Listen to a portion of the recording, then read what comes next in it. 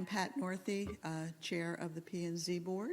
We're going to ask for a roll call vote. And I think we're missing one person. I mean, one spot. Yeah, you still have a quorum, though. Right, I just Yes. wanted to confirm that we only have 6 of us tonight. Yes, ma'am. Okay. Pardon me? Mr. Burbank resigned. Yes. If you call the roll, please. Member Alexander? Here. Member Gonzalez? Member Locke? Member Munoz? Here. Member Strozik? Here. Secretary Pfeiffer? Here. Chair Northey? Here. Alternate Amoroso? Alternate Burke? Here. Alternate Rodriguez? Okay, so we're operating with 6 people tonight. Okay. And next up will be election of officers. Ron, are you going to walk us through how this is being done? This is for vice chair. Thank you, Madam Mayor. Tonight... Did you call me Madam Mayor? Thank you, Madam Chair. Heidi's not going to be happy with you, buddy. You get an upgrade for free. You've been upgraded. Yeah, for free. I got a promotion. Don't give her any ideas. I'll try this again. Thank you, Madam Chair. Tonight, we're confronted with having to elect a vice chair from the sitting members on the Planning and Zoning Board. I would suggest that you call for recommendations or, nominations for a vice chair. And nominations do not require a second under Robert's rules, correct? As I believe that to be the case. Pardon me? Yes, it does not require a second, or? Yes, it does not. Thank you, Marcia. Okay, I will open the floor for nominations for the vice chair of the Planning and Zoning Board. May I make a nomination as Mr. Paradise or Marcia? Am I allowed to make a nomination? All right, I will nominate Jody Lee. Is there other nomination? Will you, Mr. Lee, will you accept that nomination? Yes, I will. Okay, are there other nominations for the vice chair? Seeing none, we'll cast one ballot for Jody Lee for vice chair. Congratulations, Mr. Vice Chair. Okay, we took care of that one pretty well. Okay, so now we're going to move on to public forum. We have no presentation. Do we have any presentation awards or reports, Mr. Paradise, that you're aware of? No, ma'am. Okay, we'll move to public forum. These are 4 minutes. Do we have people to speak in the public forum? No, everyone will be speaking later on with the rezone. With the item, okay. Then I don't see any old business on our agenda, and we'll move to new business, and you're on, Mr. Paradise. Thank you, Madam Chair. Ron Paradise, Community Services, for the record. First of all, this is a rezoning, and this is a quasi-judicial hearing. I'm going to turn the floor over to our legal counsel, Ms. Marcia Seagal-George, to conduct the swearing in and the ex parte disclosures. Please stand and raise your right hand.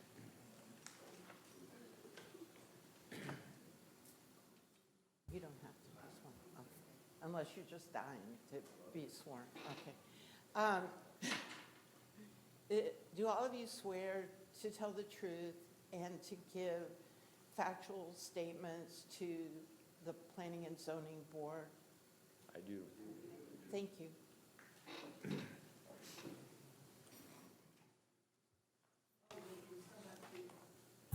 We also need, Madam Chair, we need to ask each of the members with regards to any ex parte communications they may have had prior to the hearing. Okay, we'll start down with Mr. Muniz. Do you have any ex parte to tell us, Mr. Muniz? No, okay. Sorry. Ms. Burke? No. Okay, I will, we'll go on this end and then I'll speak last. No? Yeah, no communication. Okay. Drove to look at the property, but no communication. You did, That classifies. That's why I Yeah, stipulated. Yeah. just so all of you know, Yeah. because I know some of you are new, if you go and view a property, there's nothing wrong with it, but it does enter the realm of an ex parte communication, and the attorney for the applicant can ask, you questions about your perceptions or something. I've hardly ever seen it happen, but just so that everybody understands, that does go in that category, that when we have a quasi-judicial hearing and the chair asks for ex parte communication, a site visit is included. okay, I will state for the record that I actually visited the site. I drove the site today. There were the appropriate zoning signs were placed. I wanted to be sure that those were still out there. And I had a conversation this morning with Mark Watts, who was the attorney assigned to this project. He called me to let me know that he was not going to be here tonight and there would be another attorney in his place. And that was the conversation. Okay? Right? Okay. We'll go ahead and carry forward with the presentation. I'm going to try and be as brief as I can. I do have a lot of ground to cover on this. So without further ado, ordinance number 07-2022 is a request to rezone 39 acres of land from R1A, which is a single-family zoning classification, to residential plan unit development. The project is known as Lakeside Landing. It's up on the screen, so I can't forget. The 39-acre site is a square-shaped parcel, and it's located in the south-central section of the city, generally south of the Fort Smith Boulevard corridor and east of East Normandy Boulevard. The property is accessed by a local road network and abuts Alex Lane on the west, and Barger Drive to the south stubs out to the property. Currently, the property is undeveloped.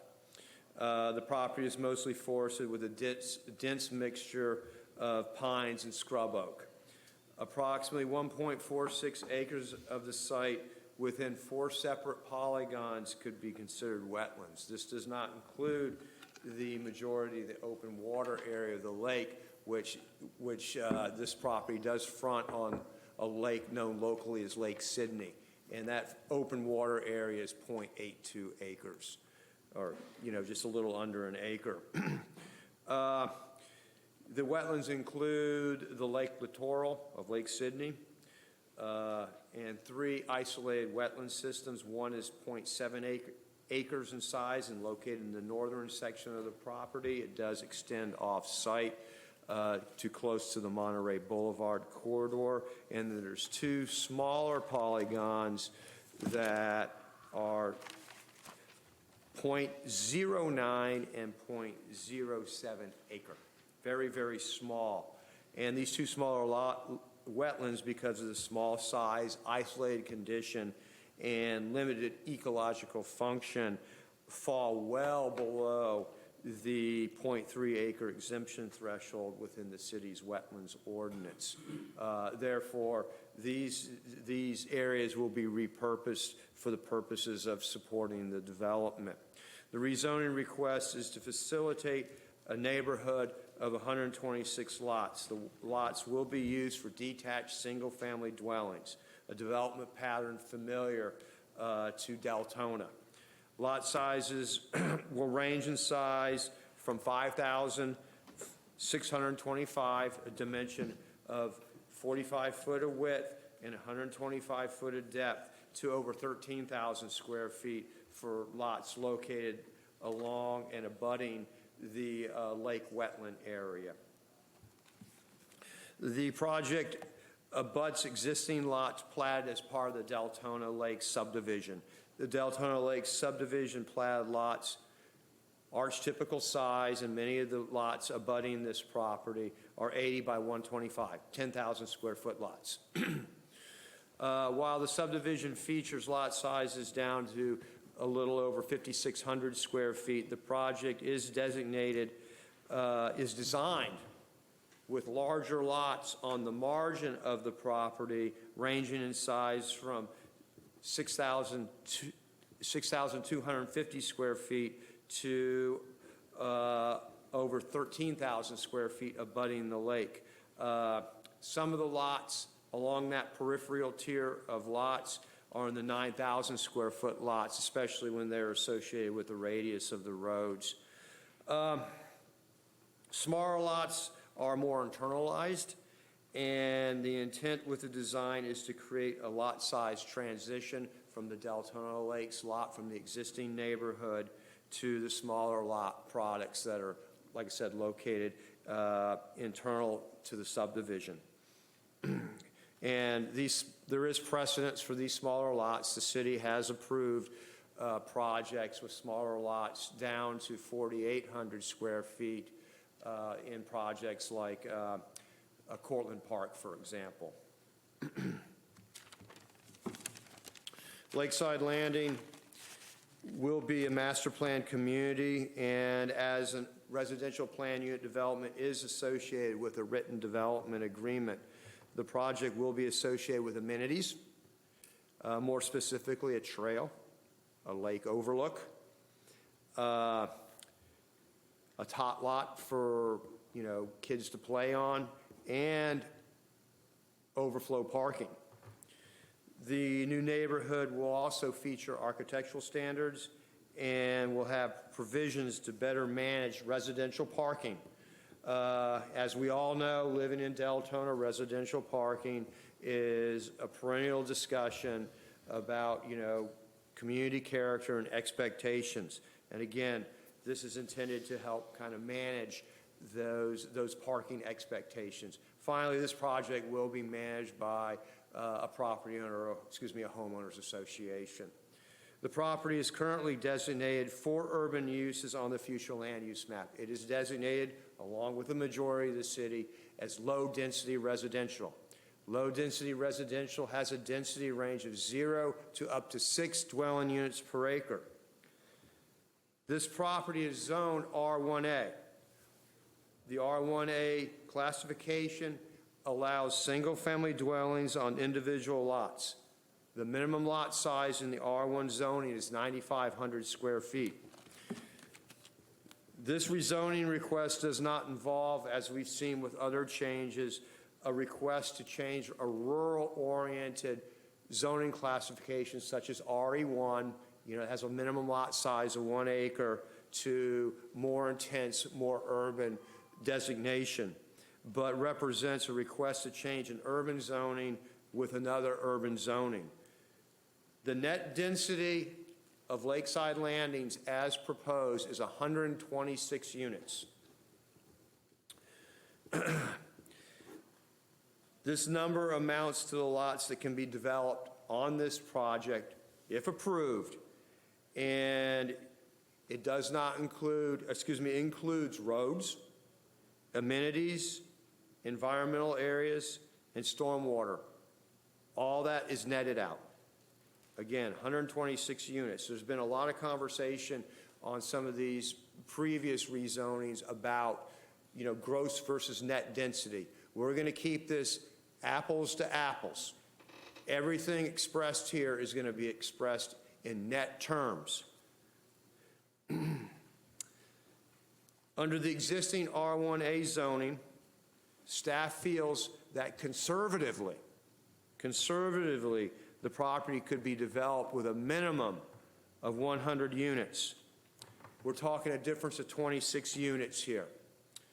And the 100 units is very conservative, and I think with clever design based on the utilitarian shape of this project, with regard to this property, they probably can get a few extra units out of it. But with that being said, these numbers do represent best available data. Let's talk about infrastructure. The project will need to be serviced fully by central water and central sewers. As is with most of Deltona, central water is readily available. However, central sewer will be needed to be extended to this site. There's anticipation that central sewer will be extended down the Fort Smith corridor, down trade winds via barger to service the property.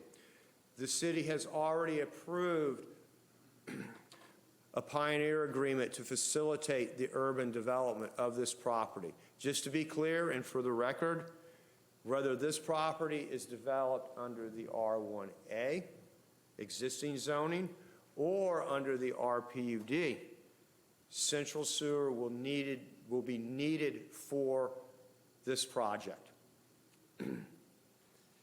There is adequate school capacity to support the anticipated 37 units generated from the project. Traffic.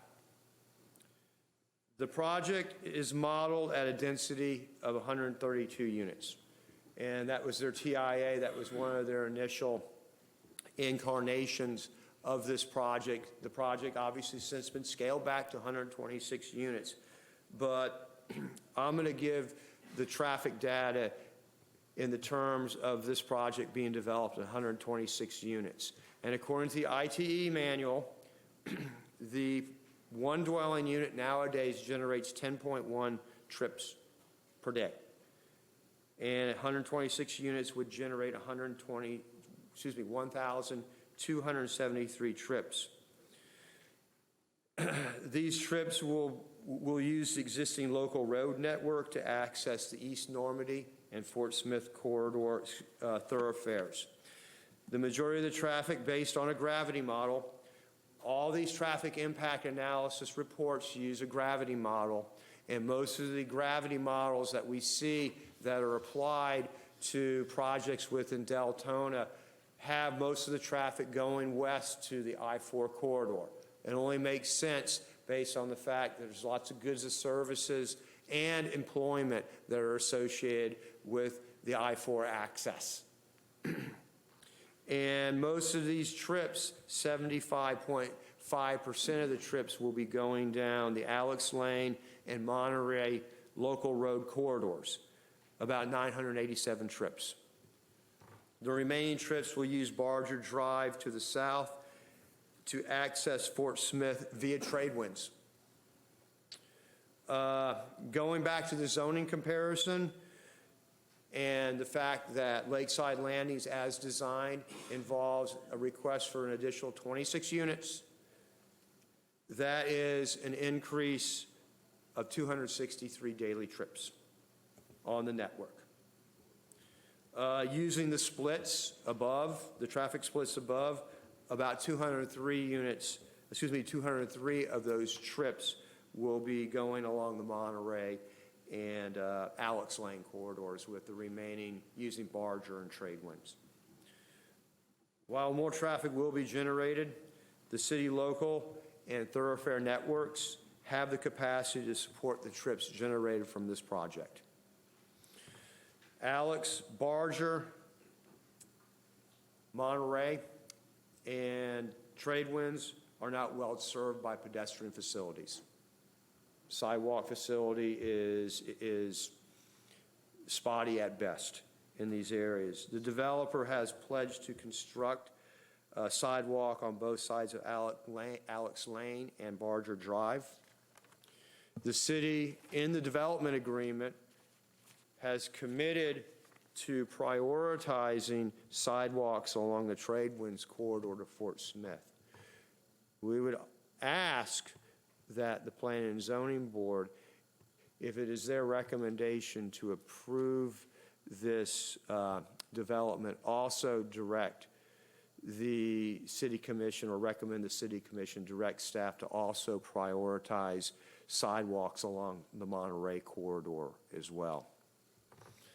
Finally, there will be a fair share agreement contemplated, and a potential improvement would be the modification of the signals at the intersection of East Normandy and Fort Smith. The goal is to facilitate a continuous right movement onto Fort Smith from East Normandy, as there is a protected left turn signal from Fort Smith onto East Normandy. The goal is to kind of reduce some of the friction that these intersections can have on transportation.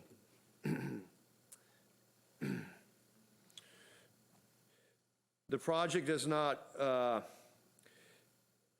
really, does not greatly deviate from the existing entitlements. We talked about that, difference of 26 units. Advantages of the the Lakeside Landing project, as coming in and being processed and approved as a residential plan unit development are as follows. The neighborhood will be subject to strict parking standards, both on-site and off-site.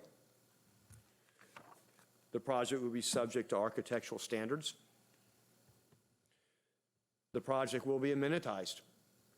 Trails, lake access, the tot lot, overflow parking. Project design is compatible with the surrounding neighborhood. We talked about that transition of lot sizes. No major environmental resources will be impacted. The environmental assessment did mention gopher tortoises and scrub jays. Gopher tortoises will be either protected on site or they will be relocated as per FWC requirements. The scrub jays will be managed, in accordance with U.S. Fish and Wildlife Service requirements. Infrastructure will be available, and city level of standard services will be maintained. The project will facilitate off-site sidewalk improvements, and the project does represent a more compact and efficient use of city land and infrastructure resources. Therefore, Lakeside Landings, as proposed, is consistent with the city's comprehensive plan, and staff recommends that the Planning and Zoning Board recommend the City Commission approve Lakeside Landings. I'll be happy to field any questions you all may have with regard to this. Thank you for that detailed report. I'll start down with Mr. Muniz, and we'll work this way. Are there questions for Mr. Paradise? Gopher. Okay. Ms. Burke? Not at this time. Go ahead.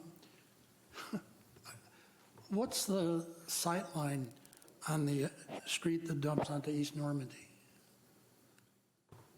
Are you talking about Monterey? It's going to be very close to the light on East Normandy and Fort Smith. Yeah, it is, I believe, 1 block removed. I mean, I don't. And I do not know that distance right off the top of my head. I mean, I'm concerned about somebody turning left there. So, I mean, I don't think it's clear that it's safe. Understood.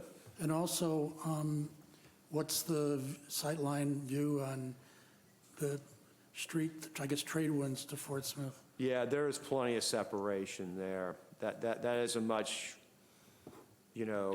greater separation. It's easier to make maneuvers on that one. There's no hill? There's a curvature in the road there, but there is a third lane, to serve as refuge. I mean, I complained about the Dollar General as you had to cut back the trees. I don't know what this will look like. I mean, I don't know if this is the time to talk about the exact thing, but you might have to do road improvements outside of the development on those streets. And again, we're going to contemplate a proportionate fair share to maybe undertake some of that, assuming it is a bona fide capacity improvement project. Just as a follow-up to that, Ron, Dr. Pfeffer's questions, on the sightlines, would it be any different if it was the 100 mark as opposed to the 126 units? I mean, I understood those issues will still be there They'd still be there, regardless, wouldn't they? Okay. with the existing zoning, those function matters are still applicable. There's still Yes. it would need to be addressed. Yeah, Okay. the addition of the 26 units, Some have kind of used it, I don't consider it to be, de minimis by any stretch of the imagination, Okay. but, it is, relatively a small amount of volume. Okay. Is it Miss Lily? Is that? Yeah. I have one question. I'm super new and I'm super new. Question, but I'm just curious of how they get to, with 126 homes, 37 students. Like, how would that number? That is based on state, Florida inventory a schoolhouse modeling. And they have a whole methodology, and that's figured out by the school district, the Volusia County School District. And I apologize for not being intimate with that methodology. Ron, would it be appropriate at some point, as part of our education process, to ask the school board to come in and talk and educate us? Because this question comes up every time. Duly We all question noted. those numbers. I think that would be a great idea. Okay, and we can use it for our Yeah, education I think that'd be a hours. Okay. fantastic idea. Okay. I will approach the school district planner and see if she'd be willing to come over just to Great. kind of give a little, a primer on, I think it would be real school helpful capacity. to all of us. Okay. Yes, it would. All right, thank you. Is there anything else? No, I'm good. Okay. Mr. Yes, Alexander? That was one of my questions, too. That seems incredibly low, and I think the impact of that, I mean, there's got to be more kids in 126 residential, and the bus loops and traffic, kids being safe at that time of morning, I believe that would help to have that. How are they hooking up? Is the developer running the sewer line? Yeah, and the city will, be there financially Partner. participating in that. Well, that's great. Is this how, the development going to have an HOA? It will, absolutely. And there's one other factor, I think. That's all for now. Thank you very much. Okay, well, we'll get a second round on this. Mr. Lee? Well, there's a lot of different questions about the traffic, even the traffic study. They say there's, 9,000 trips per day for 100 and something houses, whatever it was. But every house here in Deltona's got 3, 4, 5 cars. How they come up with 2 cars per house is kind of crazy, because everybody's got cars parked in their yard all over in Deltona, and they can't, code enforcement can't even keep track of that. So there's water issues. We've been at these meetings many times saying we're worried about water and running out of water in the city, and we're just adding a couple thousand houses this year. It's just, I'll wait until the rest of Okay. the next round. Okay, so I have a couple questions, Ron. In the agenda item, it called for 10-foot buffers. Yes. Is that That's a- big enough? That that's seems a- to me to be pretty thin. That's the code minimum, and you'll see a 10-foot buffer along the eastern margin of the project, and then along the northern boundary, the buffers expand quite significantly, and on the southern boundary as well. So Okay. that'll be the minimum, and that's the code minimum. Okay, so if it's code, we couldn't request that that be increased? I think you have the ability to make that recommendation. Okay, all right. And then on the gophers, I read the report on the scrub jays, and if I understood the report correctly, there were no sightings. They made the calls, but there were no sightings. Right. Okay. It just comes up as a habitat. It is, with habitat, exactly. It went through my mind was, well, this is prime habitat for scrub jay and gopher. So the gophers, I did not see a report specifically other than they found gopher burrows on the site, but I didn't see a map that said where they were located. Is that significant? The reason why they did not provide that information is because after 30 days, it becomes stale. So Okay. when they come in for a preliminary redo plat, that, they yeah. need to redo that, bring it in, and map those tortoise burrows. And for the record, because we talked earlier, they're required, they cannot bury the gophers. Yeah, they're, in permitting parlance, entombing is known as incidental take. Yeah, no incidental. No incidental take is allowed by the FWC Also, the city does have a policy to not allow that. And what is the width of the sidewalks by code that we require? We're 5 feet. Okay. Is there a reason why, I mean, I know, I think that's pretty much across the county, but have we ever considered maybe 6 foot that would? We do in certain cases. We do expand that, especially along thoroughfares or something Sure, like that yeah. for, 8 feet is a common width as well. And also Yeah. sometimes it depends, how close the sidewalk facilities or the schools. It's kind of a case-by-case basis. Well, in the agenda item, there was also a page that showed the trails, the rail trail along the bottom of the city. What was the purpose in that? That was in the traffic management study. I mean, I can ask those guys, but Yeah, maybe you might I know. would defer that to the Okay, applicant. all right, I'll do that. Okay, Mr. Muniz, and then we're going to go to the applicant. Okay. I don't know if you're the right person to ask this question, but based on the way I see the site plan here, basically what we're doing here is to create like a ring around that wet area, the wetland. And the area inside is going to still remain as a wetland and natural land. Yeah, the 7/10 of an acre wetland will The remain center is, natural. the center core is still going to be natural. The what? I'm sorry, I The didn't. okay, the development shows like a little donut with a space in the center. The space in the center is going to remain untouchable? That is a stormwater management facility.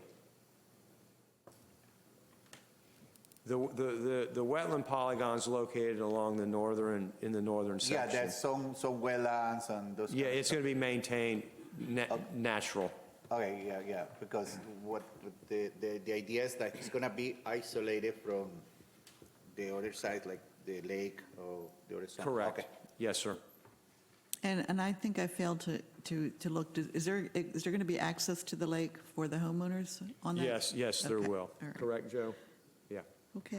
Okay, I'm going to ask the applicant to come forward. Mike Woods, who's the attorney for the applicant, if you would tell me how much time you need to present, and we'll give you that time. Oh, I think we can probably get through here in about 5 or 6 minutes, and then any Well, questions you may have. Okay, we'll set the clock at 10 minutes. Oh. We'll give you an extra 4. Well, thank you so much. Is there a clicker for the PowerPoint slide, or do I just? Oh, all right. Excellent. For the record, Michael Woods with Cobb Cole, 231 North Woodland Boulevard in DeLand, here today on behalf of the applicant to discuss lakeside landings.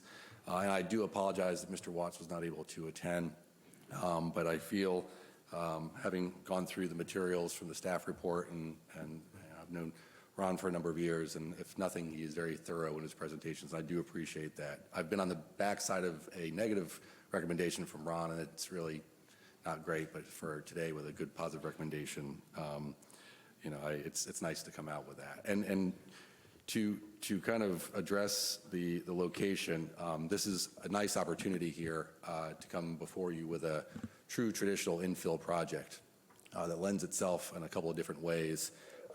Ron touched a little bit on the geometry of the facility, just a pure square with connectivity on 2 different ends of the project to tap into the existing road network system.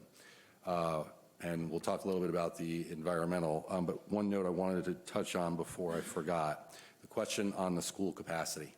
We've been hearing that at a lot of different jurisdictions. And one of the things that DeLand did was brought in, and sorry I'm blanking on her name, but it's the new Sarah Lee Morrissey at the county. Their planner is fantastic.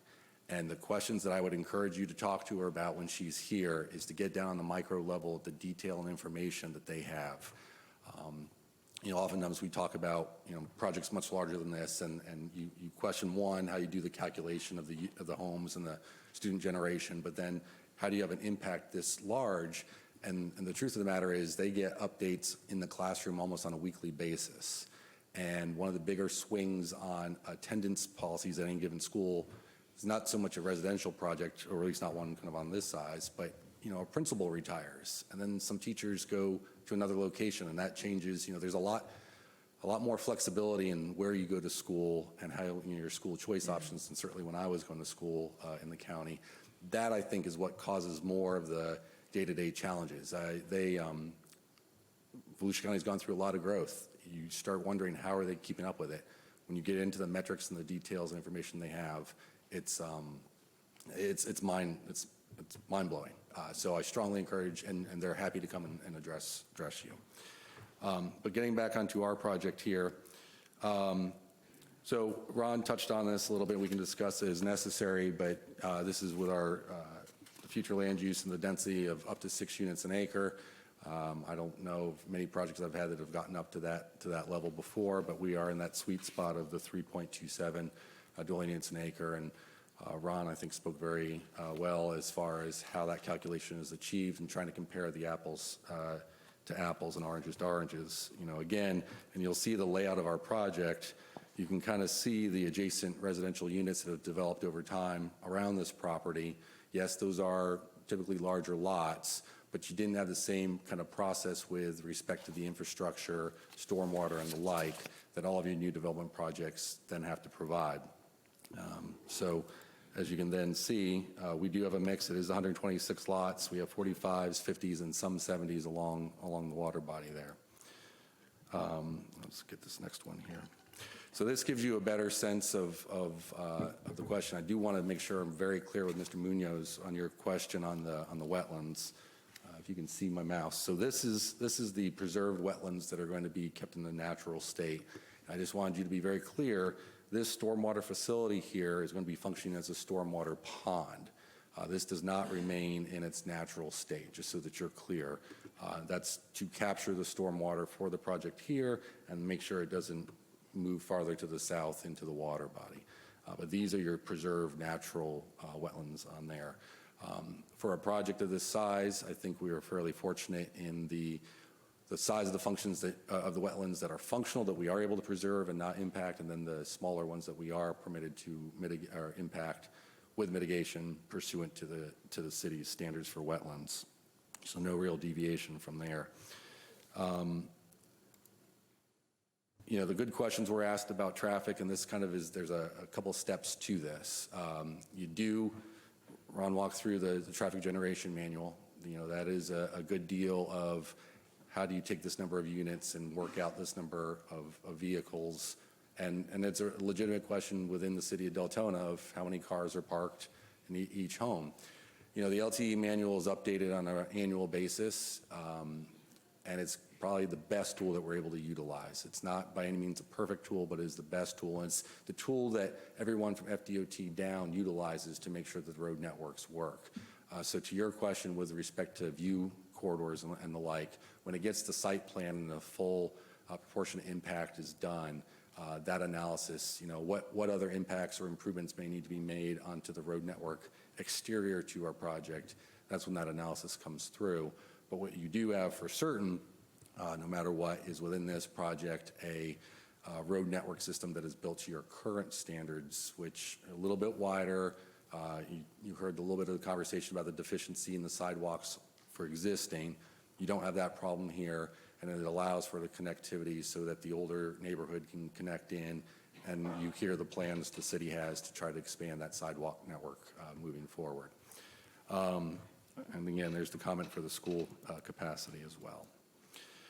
So the two elements to kind of touch upon with the environmental considerations, obviously we always talk about wetlands, and to some extent we've already discussed that. I think the biggest kind of positive or net gain on this is the bringing in of the central water and sewer system into the area and running through and not relying upon a septic system in this area. That's always been a challenge with City of Deltona. A good number of homes that have the septic fields. Anytime there was a road that was widened back in the day, all those septic fields were impacted. Here, at least, you're continuing on your efforts to expand the utilization of your sewage treatment facility, and with that Pioneer program in place to help facilitate that, you're making great strides there.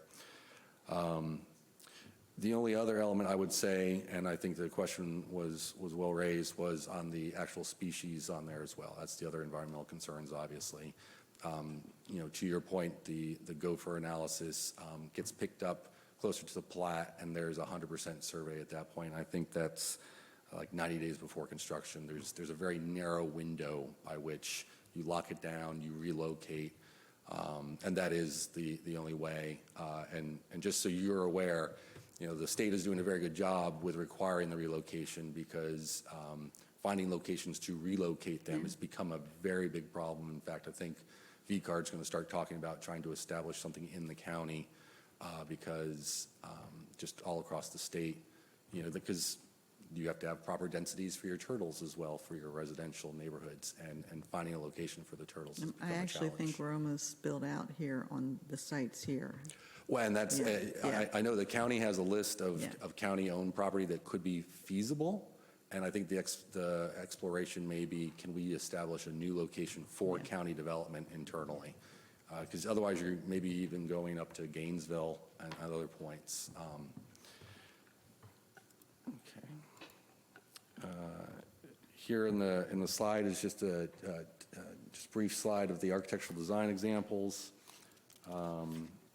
And then happy to answer any questions you may have, but I think the primary issue, and I think Ron kind of summarized it, I know we're bringing in 126 units to undeveloped land, but the comparison and the analysis really needs to be based upon what are we talking about with the straight zoning, with the impacts that come anyway, versus is this a project that, yes, it yields 26 more lots, but is it a better design, allows us to do better things, bring in the infrastructure, bring in the centralized water and sewer, and help ameliorate the cost of bringing and extending those lines in.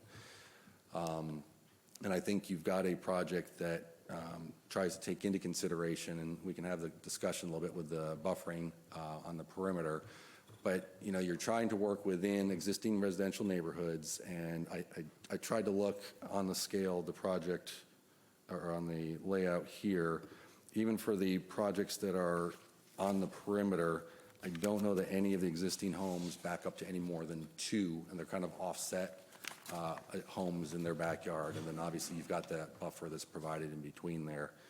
And then the smaller of the lots are obviously steered towards the internal. And that's a typical plan for an infill project.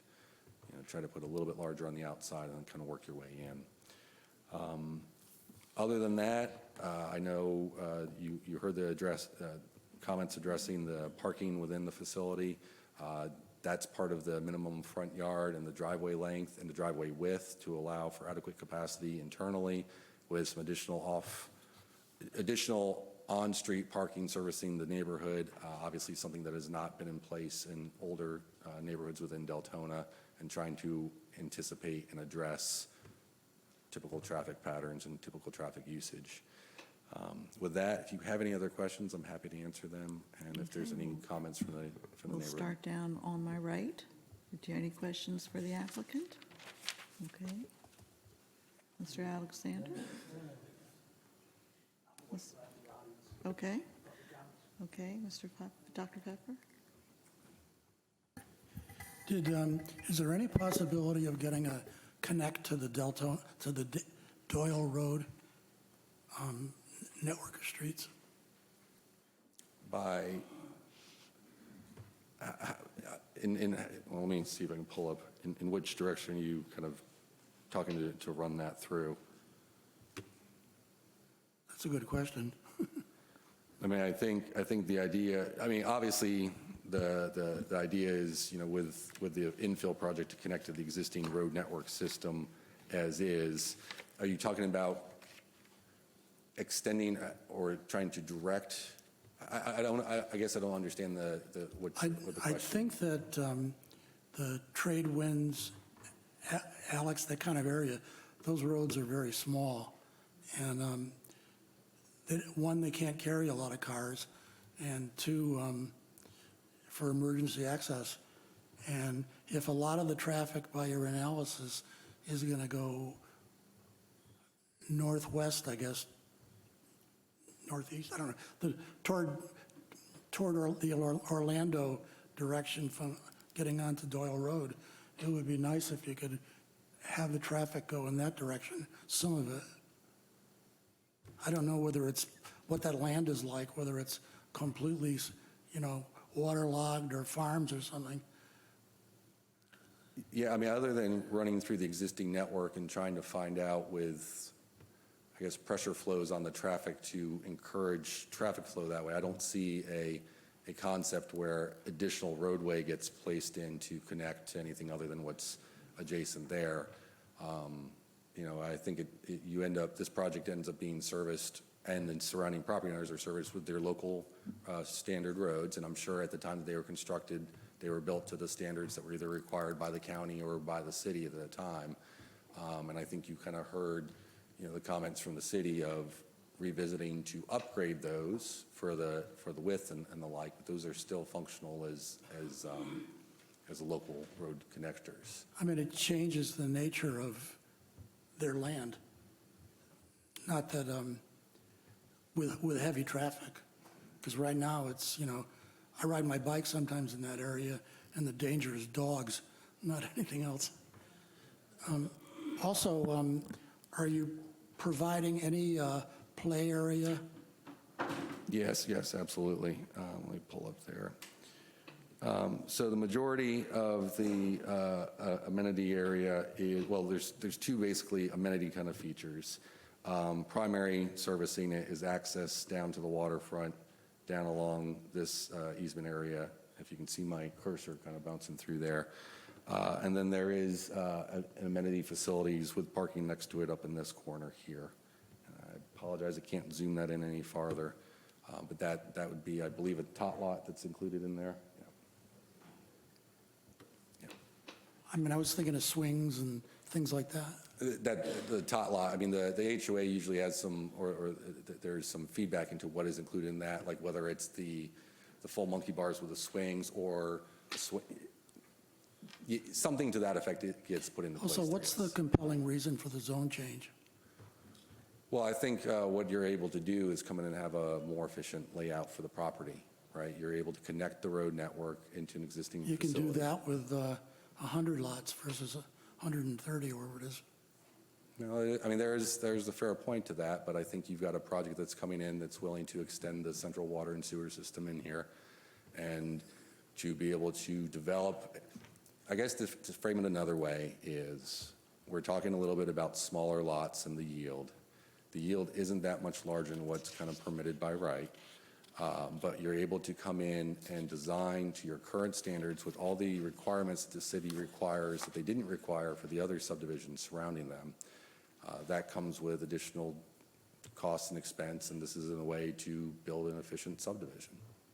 And again, I think if you drill down into the difference of, say, the 26 units on traffic or any other impact, Ron's right, it's not a de minimis, but it's not very large compared to the 100 and this feeds into your overall plan of trying to stop your sprawl, and infill in general is a good thing. This is, Well, I mean, who will live in the smaller houses? I think a lot of people could. Well, I mean, will there be lots of children or elderly people, or what's the demographic mix? I think it would match up with the demographic of Deltona. I mean, I think. This is not a age-related community, correct? No. Right, so, No. okay. So general public. Okay, Ms. Burke? Saying to us that you need the additional 26 lots to pay for the infrastructure that you're proposing? I would say that the design is presented here that is able to kind of preserve the wetlands as is and provides the stormwater to the level that you require, anticipates the development program as presented to you. Yeah, I mean, the full package is designed to function with this lot development and this lot yield. But it also can function with less. Is that correct? Sure that there's a few lots here or there, but generally speaking, the design is anticipated to meet the demands, to work within the surrounding property, and still be able to build in the current market, so. Parking, Yep. where is the overflow parking? So I believe we've got the overflow parking over here in the northwest corner. I believe we got overflow parking in the northeast corner there. And I'm trying to see if, this is the lift station as well, correct? The 2 spaces for there, right. And then you've got the express requirements for the individual lots to have their driveway width in the garage. How many cars are anticipated to be in the driveway? I think it's designed to anticipate 2. And how many spots do you have in the overflow parking area? There's 23 extra 23. spots, yeah. One other question, access to the lake for the residents. Does that just bring you down to the lake, or is there anything that's going to be at the lake? Why don't you come up? This is Chris Rowley from Zevcon. For the record, Chris Rowley with Zevcon, 300 Interchangeable Boulevard, Ormond Beach. Madam Chair and board members, so there is 23 spaces. As Mike said, there's, just for reference, there are 10 up by the tot lot, up there in the top right. There are 10 over here on the west side of the site. There are 2 near the lift station there on the midwest of the site. And then, yes, we are proposing some sort of park bench or amenity out by the lake. We did have a gazebo. Now we have a bench. It's really up, there will be some sort of amenity. It's not in place yet of what exactly that will be. Is there any reason to believe that the community would need to park outside of the subdivision? So yeah, if they wanted to, but also keep in mind something that we did not mention is there also is a mulch path that goes around the entire lake. So we're trying to provide connectivity around the lake, walkability, sidewalks on both sides. No, the question, I think the question you're asking is for the residents in this subdivision. Correct. Is there any reason for them to park exterior to this subdivision? Yeah, outside. And I of think the what his subdivision. response was, are the residents in this subdivision going to drive to the amenities within the subdivision? I think he's trying to clarify. Right, no, I was talking about a need to extend outside of the. No, I think subdivision. the ability for the residents internally here to be able to access throughout their project, once they've parked their cars at their homes, they have the ability to walk through the subdivision to get to the amenities.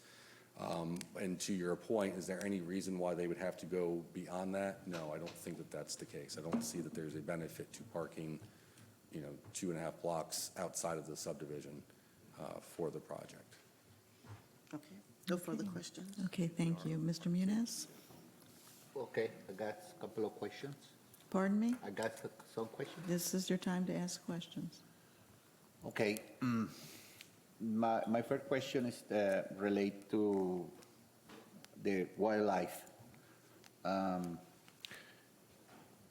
Somehow you removing all the nature of this area, this lot, basically putting concrete all over, except for the retention pond or the retention that you provide on over there. That you don't have too much green in this area, so basically everything is concrete. The only area you're gonna preserve is the area which is mandatory because you got the 25 feet from the lake and the 5 feet and every single thing, which is mandatory, you have to keep it. Which basically bring me to a concern is that you get a lot of wildlife over there, and basically you use removing the whole area and those animals that are basically, even they are transient and they use temporary for seasons or something like that, they're gonna disappear totally, even the Gopher Turtles. My little concern here is like why you guys on the development don't encourage to keep the nature, like you can keep it in the middle, something like that, because you still can recalculate the retentions for, for all the water that comes from the concrete, the parkings and everything, and still allowing, the certain areas, because the only area you just keeping here is because that area is basically impossible to build in there. So you keep it not because you want to keep it as a proportion of the land you want to preserve. It's because that area is basically no. Mr. Muniz, is there a question here? Do you have a question for Yeah, Mr. Woods? that's the Okay. question. Sorry, but Okay. I didn't know I had to limit the time. So your concern is the wildlife? My question And is the like, why? stormwater pond. The question, yes. Okay. You put attention, you get the question. Say, why, when you present this development, doesn't consider those kind of factors, which basically make your life so easier in order to get approved and something like that, because you guys have the capability to do when you do the design. Sure. And I don't criticize the design, correct? I don't criticize the design. I just thinking why you present it like just like a flat concrete surface instead of keeping certain areas and everything like many other people does. That's it. Okay, Mr. Woods, you Sure, can yeah, I think I understand answer the that. question, absolutely. So just to be clear, the central area, the donut, if you will not retain the trees. This doesn't become a flat concrete area either, right? Okay, so we understand that. So this kind of comes down to the nature of an infill development, right? And I think you're going to be having a lot of conversations with this body and others about your sprawl out into the other areas and your environmental impacts and the like, and trying to keep a handle on that. But you also have continued growth coming to the area, into the Central Florida area and General Florida. We're open for business. Everyone likes to advertise for that. So there is that need. So here you have already a fairly intense development pattern in the surrounding area. And yes, we happen to be the last green parcel surrounded by all the other houses that were built around it.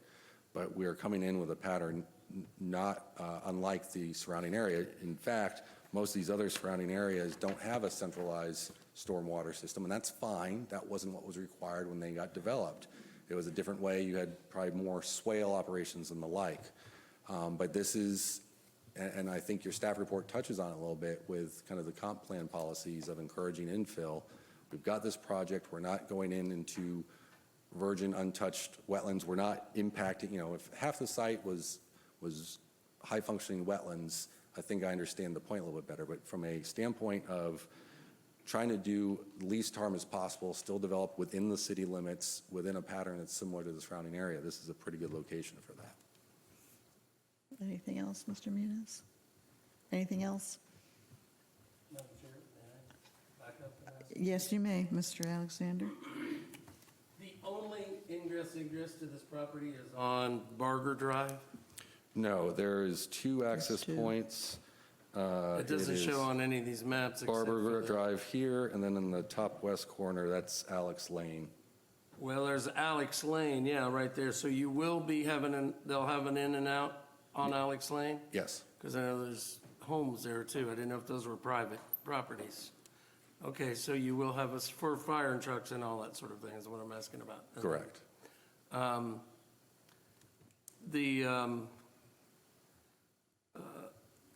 That was something, I apologize. I had a second question, but go ahead. That was- Okay, that well, was- we'll come back. We can come back. After public participation, we'll make another round. I have just a couple questions and comments. Really, the 10-foot buffer, if there's anything that you all could do about that, expand that a little bit, that concerns me, because there's already a swale area there that is pretty wide, and I don't understand if this buffer includes that swale area or not on the property. And I'm just, for curiosity's sake, what is the history of this parcel? And I don't know whether Ron can answer that or whether you can, Mike. I mean, it's not big enough for a Section 16, but it looks like a Section 16 property. I don't know that. Yeah, Okay. I have never done the abstracting Okay. on this to look at just to speak I mean, I'm to. just curious why it wasn't platted. Yeah, it just did not fall within the Deltona Lakes ownership, Okay. the Mackel brothers' ownership at the time. Just, further elaborate on the landscape buffers, for the record. The landscape buffer along Alex Lane, which is the west side of this property, is no less than 25 feet. No less than what? 25 feet, Okay. ma'am. Okay. Okay. And then you had a graphic in there on the rail trail, which is fairly south of that. I'm just curious what that was. I don't know if that was just a, I can field that question. What we have here is we've got a pretty meticulous traffic engineer that went through and looked at everything, all facilities, including trail facilities, and made a notation really of where this project fit with regard to trails and. Because it's not connected. There's Yeah, no exactly, but connectivity. came up with a blanket recommendation that, yeah, it would be nice if there was some sort of non-vehicular connection to this project one day to that trail network. And, you know, obviously following those existing linear features of Cortland and Fort Smith would be a logical Yeah. approach to take to facilitate that connection one day. It would be great, but I just was kind of curious about that. Yeah, we are working on projects to better connect the community to that facility with the Providence Multi-Use Trail. I know that's a little bit west, but I don't mean to get off on a tangent on that. And finally, I share Mr. Muniz's concerns just a little bit about the wetlands. I'm watching developers now move to a more natural wetland, and if I understood you correctly, this is going to be a stormwater pond, correct? The central area is the stormwater pond, yes, but that's not the full scope of what the actual existing wetlands are. And I'm trying to find in the city's staff report, because they've got a pretty good, If I can help. yeah. The list of natural habitat on there was quite long. The species and the birds and I mean, you even had an alligator. I don't know whether you actually saw an alligator, but that was on the paperwork. Okay. The wetland polygons on this, can you bring up the schematic again, sir? Sure.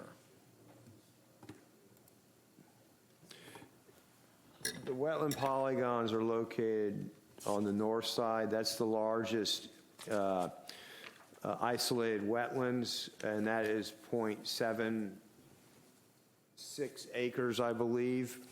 0.76, not Yeah, even an it's less than acre? an acre. Oh, okay. Yeah, and then the other wetlands are along the littoral of Lake Sydney.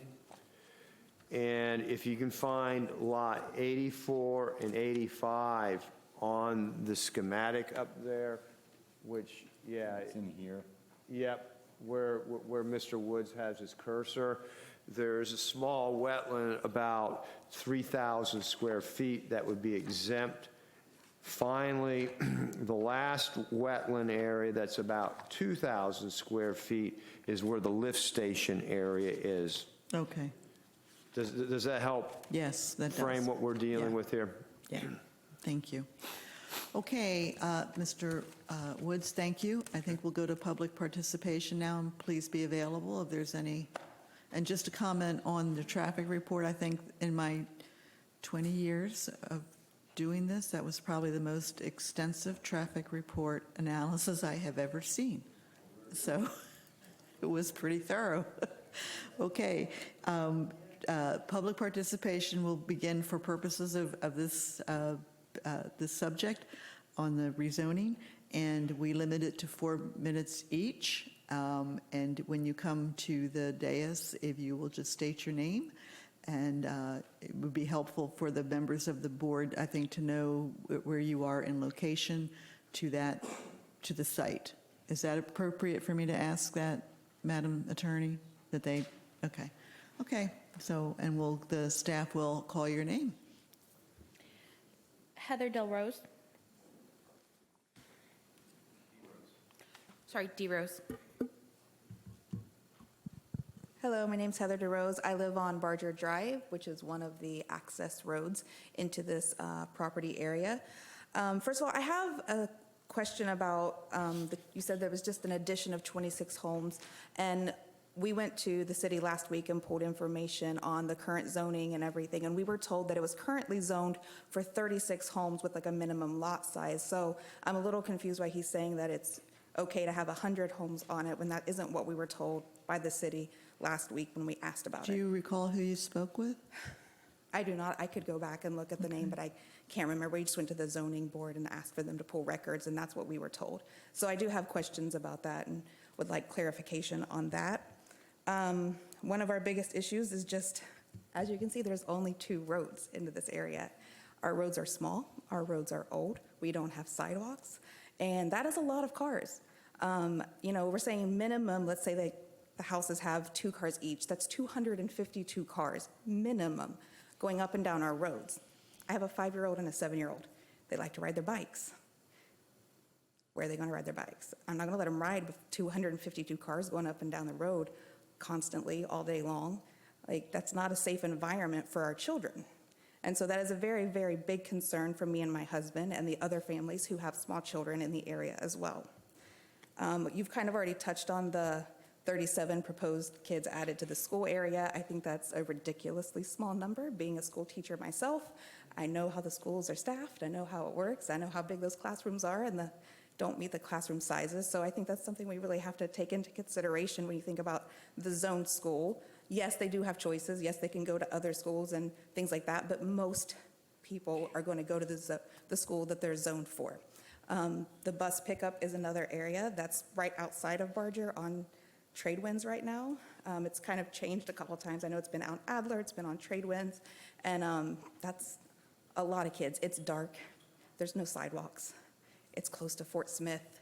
It's not always the most safe area, and to add that many more kids into that area in the mornings for pickup and stuff, it's just a big safety concern for me. I don't know how they would fix that because, I mean, it's right next to Fort Smith and people are turning in and off of there. Just a big safety concern. So those are my biggest things is I don't understand the 100 houses. I would like clarification on that because that's not what we were told. And the increased traffic, our roads are not set up for that. Our roads are not able to support that much traffic and still have a safe environment for our families. Okay, and I'll ask Mr. Paradise at the end of the public participation to address again the zoning on that. Okay, second, next person. Joshua D. Rose.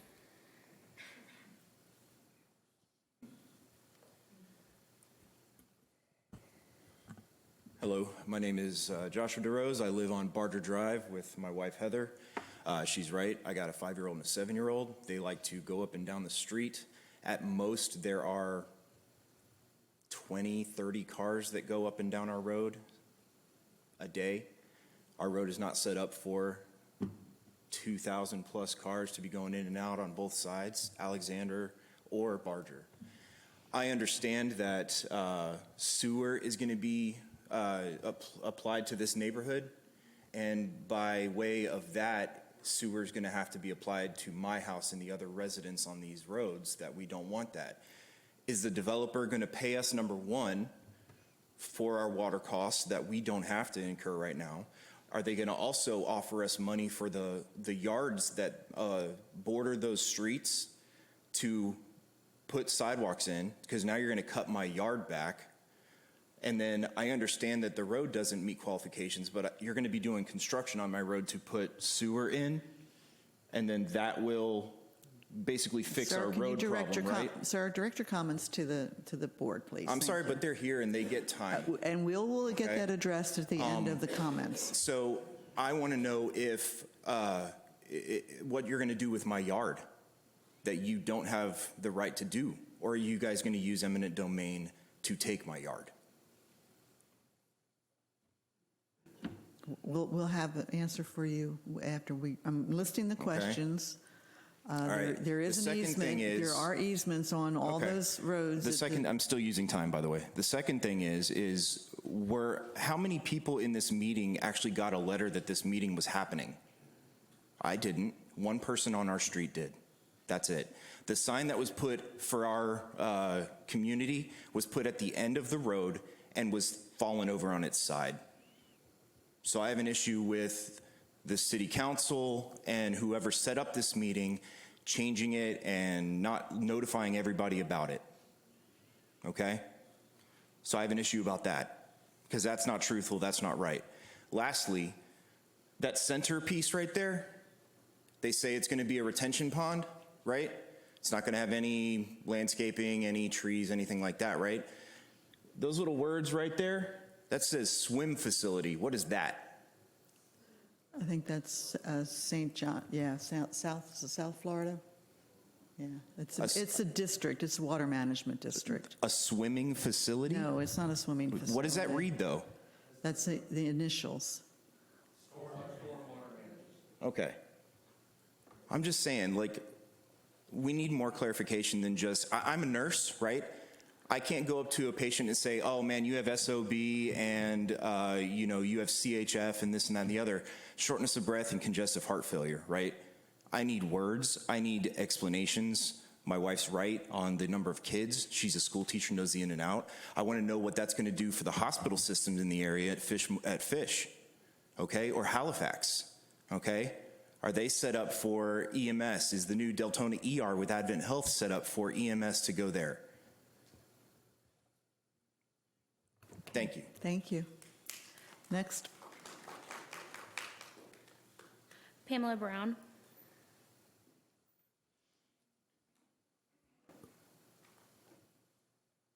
Good evening. I'm Pamela Braun. I'm here with my husband, John. We live on Adler Drive, so our backyard backs up to the wooded area. I also am concerned about the wildlife and the wetlands. Because our property backs up to that wooded area, we frequently see the scrub jay, the gopher turtles come into our yards. We turn them back around, but they come in, they eat, we turn them back around, they go back. Black bear, sandhill cranes. So I'm concerned that nothing's being set aside for them other than, well, sorry guys, we're going to move you. My husband and I knew when we bought that house that about 5 years ago, that area was going to one day get developed. That's just a given. I've been in Orlando since '67. I've seen a lot of development. It's not all been good, but hey, here we are. So we weren't concerned because it was zoned R1A. We'd like it to stay R1A. We don't want RPUD. We don't need mixed use. We're a subdivision. We don't want to see mixed use in the middle of our subdivision. The homogeneity, or however you say that, the homogeneous nature of our neighborhood, I feel would be disrupted by a multi-use property. It needs to stay R1A. And I think something should be considered for the wildlife out there. My other concern is the intersection of Tradewinds and Fort Smith, because we live off Adler. Yeah, we see a lot of traffic on Tradewinds. We see a lot of traffic on Monterey. I go out that way to go to Orange City frequently. I've seen accidents since they put in Dollar General. You've got that big blind curve, and they come hauling around that corner there, and then they're turning right, and they're turning left, and there's been accidents there already several times. I'm thinking if you're going to put this kind of development in with this many more cars, you're going to have a traffic light there. I mean, even if you keep it R1A and put more homes back there, you're still going to need a traffic light because it's dicey getting in and out. Ma'am, you need to speak into the mic, please. I Thank you. apologize. That's okay. I'm a beginner. It's dicey getting in and out at Tradewinds and Fort Smith. It really is. And I'm leaving sometimes very early in the morning. I'm very mindful and careful when I'm backing out of my driveway. The kids coming down the street to go to the bus stop, as the other lady said, at the corner of Tradewinds and Adler. And it's dark. And I do see some concerned parents that stay there in their car with their kids, and then the kids, when the bus comes, get out, because that's safest. That's not an area, especially in the dark. I'd want my kid waiting for a bus. My kids are grown, but still, it's a concern. And also I'm concerned about the sewer when that comes in. I've seen how that's happened in Central Florida. So that concerns me about how it's going to disrupt, again, those of us already living there and those that are on septic tank and aren't prepared at this time to go to sewer, whether or not they want to, they're not prepared, because you're talking about a sizable financial investment for the homeowner. Okay. Thank you. Thank you. Next. Thomas Ludwig.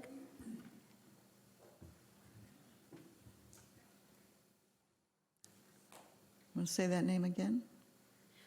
Thomas Ludwig. Is Mr. Ludwig here? Okay. Jose Echeverra.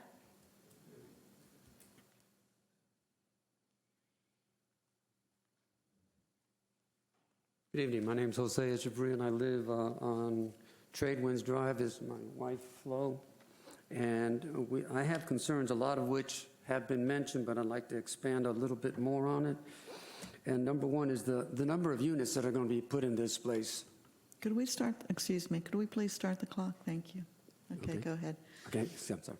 In 2015, there was another developer that wanted to go ahead and put in half of that, and that didn't go through for whatever. It was still the same zoning. That's going to create a traffic menagerie. If you drove yourself there to that site, coming in off of Normandy and turning onto Monterey, the distance between that little intersection and the traffic light is maybe the length of this room here, okay? The traffic coming out onto there, or the traffic if you come out Barger, go on to Trade Winds, and the majority of the people still go down Fort Smith to the intersection of Fort Smith and East Normandy. They have a turning lane there, and there's plenty of traffic there already. But with this additional traffic here, we have school kids and school bus stops on Monterey, Adler, Trade Winds, and I just don't see where people are thinking about our kids. Secondly, the sewer system. Back in 2015, the sewer system was supposed to come down through Normandy and then come into that subdivision. We understood that there was going to be a sewage treatment plant there, and at which time the developer would turn it over to the city. But now it's coming in on Trade Winds. I don't understand how that's happening. Secondly, like I just mentioned, the traffic incompatibility, traffic studies, the DOT impact study.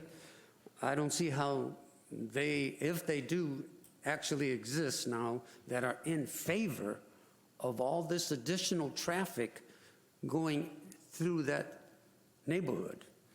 Okay. Bottom line is, in concurrence with what everyone else has mentioned, is that there's not a consistency,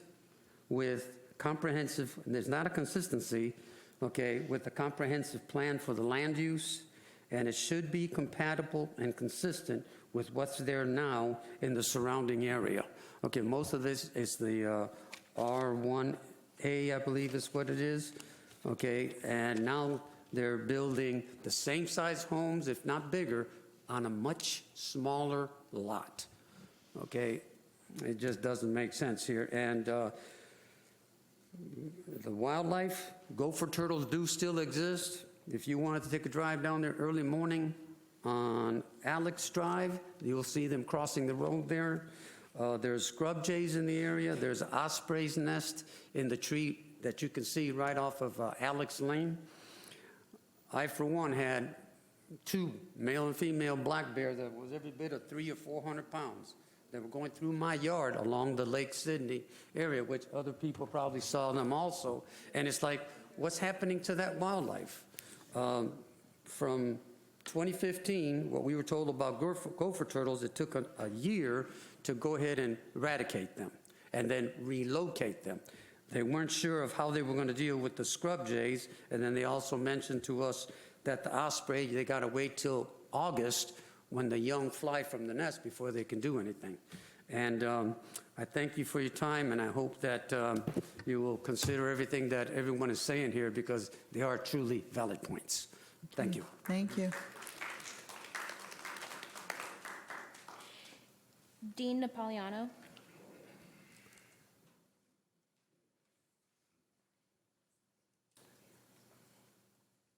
Hi, how is everybody today?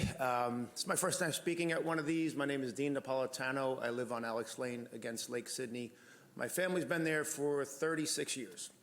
So I could tell you a little bit about the property. I believe that they're building on, I might be speaking out of turn, but originally I believe it was owned by a family in Minnesota back in the 80s, because I think my father had looked at purchasing it. As far as the traffic goes, I encourage you all to go onto Normandy and go around 4 to 6 and make a right turn onto Monterey. And pray to God you don't get rear-ended, because people fly down there and you have to stop to make that right turn. It's a very tight right turn. So if we're putting in, from what I remember him saying, was 900 plus the bulk of the people are going to be turning onto Monterey, not the trade winds, if I'm correct with what you said. So it's going to take me probably an hour and a half to make that right turn during the week, during the work hours, or when the kids come home. And, you know, as far as the turtles go and the wildlife, since I was probably 20, I've been watching all the wildlife there. There's also otters on the lake. I don't know if people mentioned that. The scrub jays are still there. You know, they're seasonal, I believe. I sit out on the porch, the deck out back every day against the lake, and I see all the wildlife there. I see, you know, the bears. There's actually a bear cove you could see that comes out into our cul-de-sac. And then I think about all the cars that come down to the cul-de-sac, because we live like in a court on Alex Lane. And the proposal entrance to this new community is going to be, you're going to make a right onto Alex. You're going to go about 20 yards, and I believe the entrance is going to be on the left. And the gopher turtle nest is right there. That nest has been there for over 30 years. My daughter has seen that nest when she was a little girl. My nephews and nieces, those turtles walk down my street every day. My dad nicknamed the turtle Charlie. Am I right, Erica? He calls the turtle, there's Charlie. My dad's 92. I take care of him at that house. He's unaware that this is going on. He sees the signs when we leave. And I told him, I said, look, if this happens, we're going to have to move. There's going to be 2.5 years of construction, let alone the sewer construction, let alone the traffic, the noise, the banging, the wildlife. We all know. Come on, we're going to relocate the turtles. What are we, the mafia? Witness protection program for turtles. The turtles, we don't know where they're going to be. The bears, the scrub jays, and it's just 35 years they haven't been able to do this on this land. All of a sudden, 2022, we're changing. Doesn't make sense to me. If you want to ruin the neighborhood, go ahead and change the zoning. Thank you. Appreciate your time. Thank you.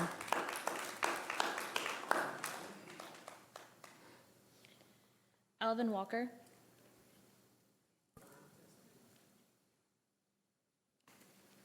Hello, my name is Alvin Walker. I live on 2088 Monterey Drive, and I'm here, like a lot of other people here, I'm here about the traffic.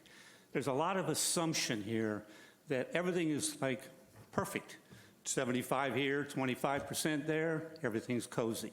That's not going to happen. Once people realize that live there, that are coming home from work, as an example, that they can go down Monterey Drive, turn right to Adler to trade when they're in. They don't need to go up to the stop sign, the stoplight at Fort Smith. They don't need to drive all the way around Fort Smith to trade when to go home. Same way when they leave. They don't have to go out to Fort Smith, drive all the way around to the lights, pile up with the rest of the traffic, make a left turn, and go to work.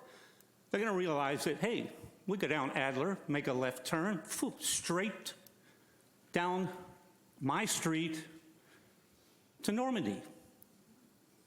So all of a sudden, the traffic is going to double, triple. I've lived here since 1987, and I've watched the city grow.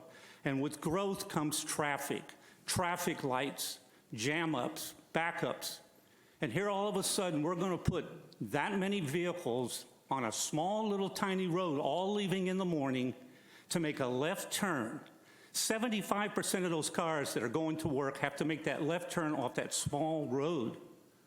Meanwhile, coming down my section of the street are all the cars coming down Adler, and if 30 miles an hour is the norm, none of them use it. They probably don't even see the sign. That street is a racetrack for cars going to and from work, weekends, and now all of a sudden I have to watch when I'm out on the street, walking up and down it, just like people riding bikes, children playing in the street. There's a corner right there on Adler that's a school zone for pickup in the mornings. Now those kids are going to have to stand in the grass, the mud, the rain, to get out of the street for all the cars trying to make a left turn because they want to beat the car flying down the road to get to Normandy so they can go to work. And, you know, there's a lot of assumption, and it ain't going to work. It doesn't work now. I remember when they were going, I don't know if it's the same company, but I remember, what, was it a year ago, 2 years ago, they were going to do this? And that was the same assumption. You know, all these cars are going to just miraculously make easy left turns, go up to Normandy, make an easy left turn. Meanwhile, all the traffic that's on Normandy is going to be bottling them up. So it's going to be a backup, and it's just going to be a major mess. And let's not even discuss the dangers of walking down Monterey Drive now. Kids walk up and down it. They play on the street. People walk their dogs. Older people use it to exercise on. And now, Jesus, you're going to have to walk and take your life in your hand walking down that street. There are no sidewalks. So my question would also be, what's the city going to do about it? I don't think it's going to be the company's responsibility to ensure that there's safety on Monterey Drive. I think it's the city's responsibility. I'd like to know what your plans are to make my life, my wife, my grandchildren, and everyone else on Monterey Drive's life safe. Thank you. Okay, thank you. Next. Edwin Diaz.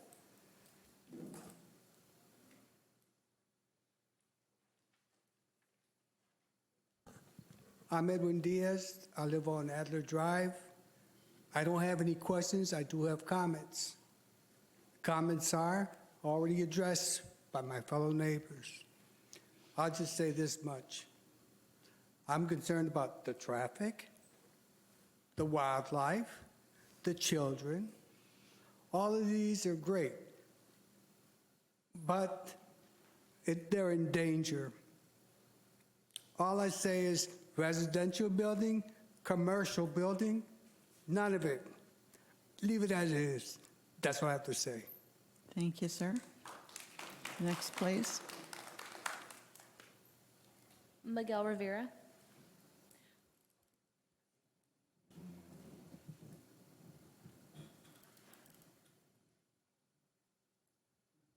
Can we please come to the podium? Thank you.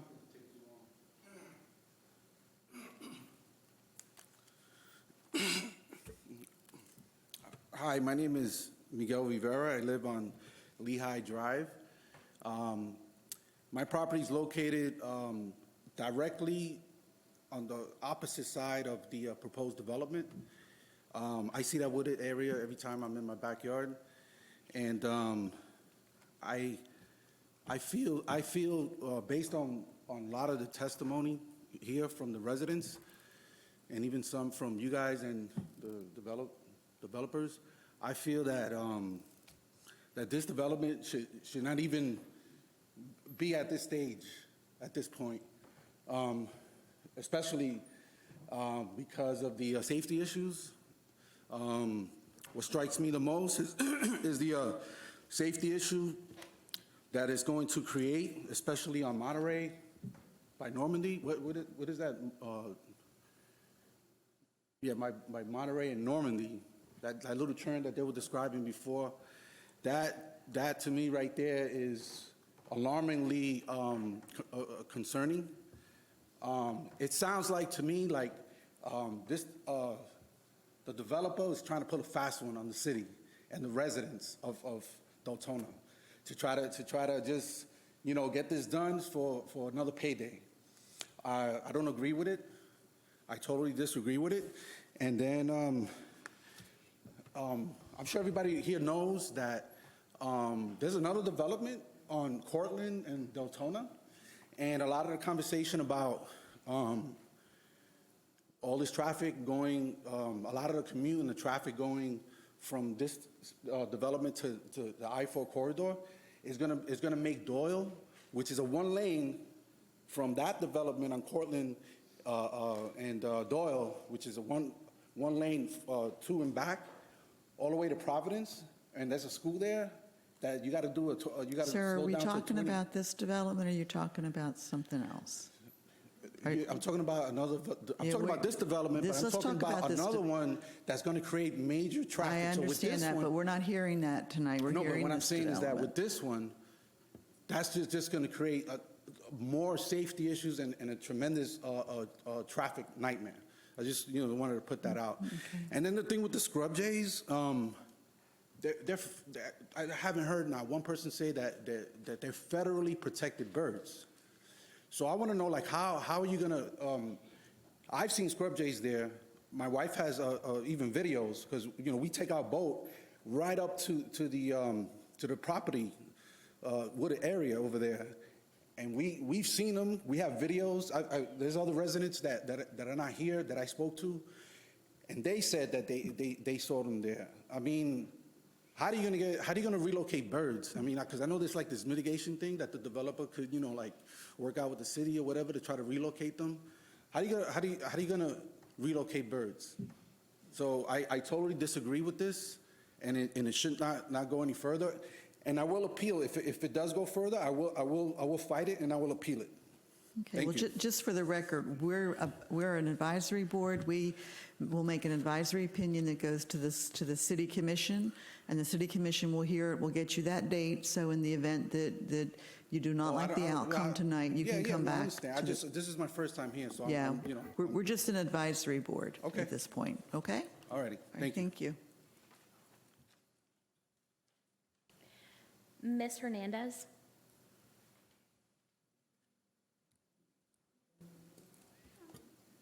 I wasn't ready to talk, but okay, I'll talk. Hi, I'm Nixa Hernandez. I also live in Adler Avenue, Adler Drive. I hear what my neighbors are saying about this new development, and I do agree that it's doing a lot of damage to the area, I want to say. First of all, the sewer system that they want to implement, it's going to affect everybody. So I don't see what the good of it is, except for the people that are going to live in this little donut there. The other thing is the wildlife.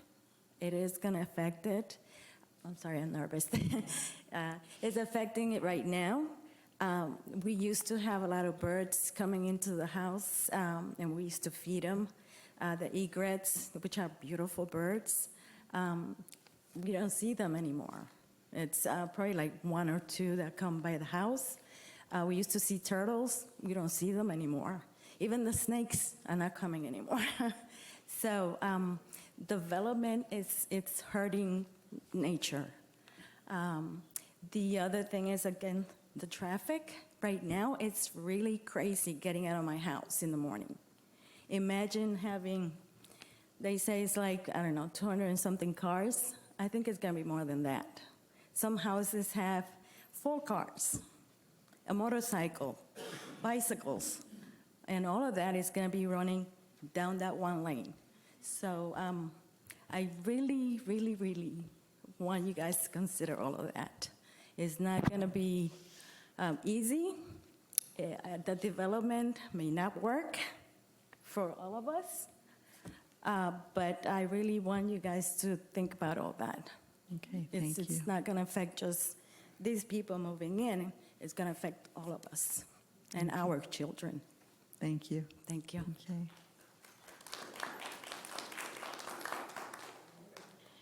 And Thomas Ludwig. Thomas Ludwig, was that the one we had called earlier? And that's Okay, it. Mr. Ludwig must not be here. Does that conclude our public participation? Yes, ma'am. Okay, thank you very much. And just, again, a reminder, sir? There's other people that. They have not signed up to speak. They didn't sign up to speak. Where does it say that on the letter? There is You have to sign up to speak. I thought this was a public forum. there is a process where you have to sign up to speak. And Did you have somebody at the door directing us to the sign-up sheet? Because I didn't see them. would you like to speak? I would like to speak. Sure, come on down. And then we'll ask you to, sir, if you'll come down, you'll get your 4 minutes, and then we will ask you to fill out your sheet. Yes, ma'am. Thank you. Hi, my name is Dave Goldstick. I live on Barger Drive, 780 Barger Drive, one of the entrances to this proposed neighborhood. I have concerns and many of them have been brought up. Starting with, I was under the assumption that this land was zoned for like 37 houses. If I'm wrong, we can talk about that, but to go from 37 units, which along the lake, you can see on Barger Drive, well, you can't see it on this map, but all the lake lots are large, okay? And to go in and not keep that pattern in these 40 acres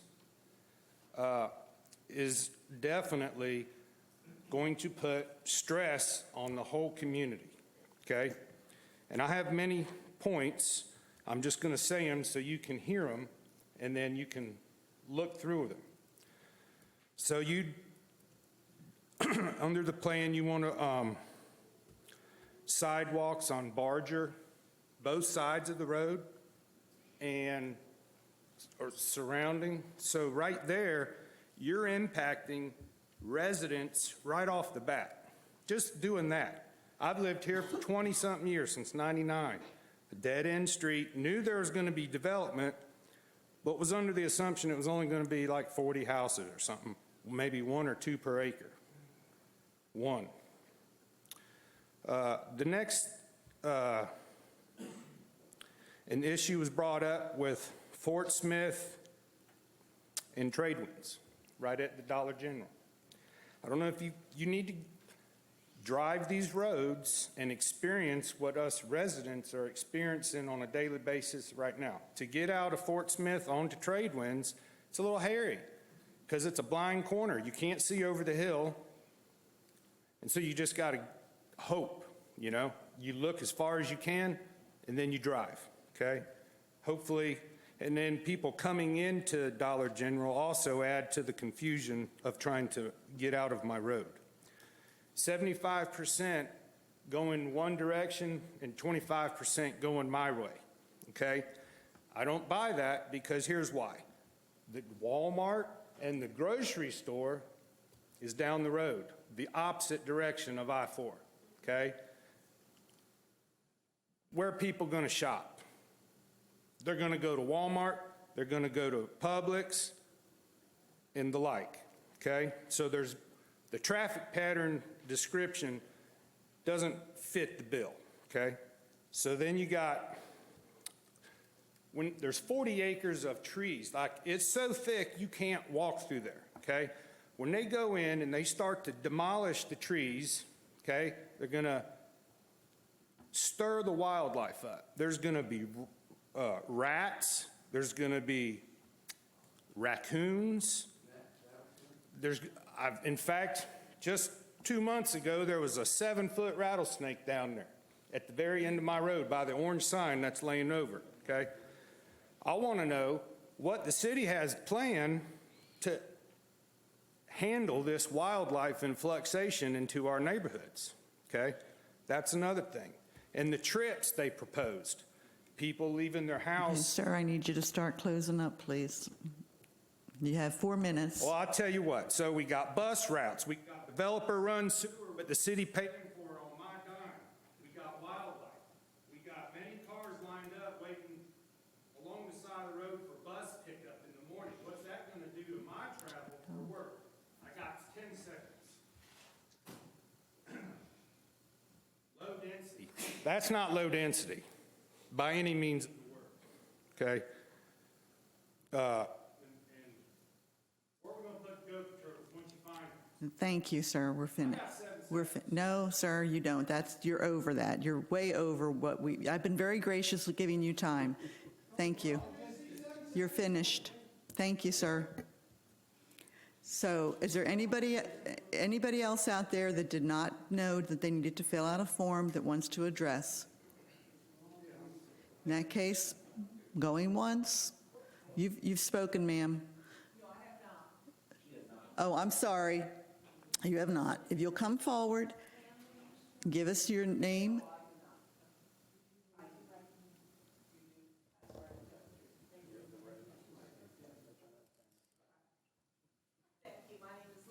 Walker. I also live on Monterey Drive. I wanted to address the question of this gentleman here. From the intersection of Monterey to Fort Smith is approximately 250 feet. There's a retention pond and one lot.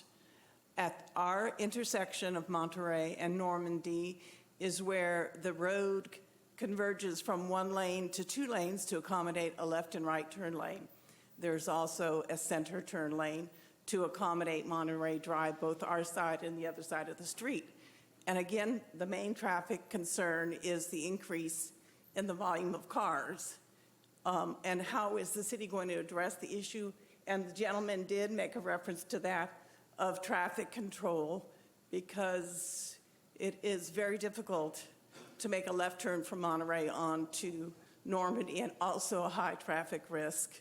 At this time, I personally have almost had 2 accidents trying to leave my street. So that is a concern that I would just like to address. Thank you. Okay, thank you. Okay.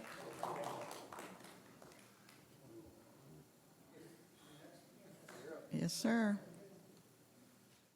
Hello, my name is Ken Thompson, and I live on 785 Barger Drive also.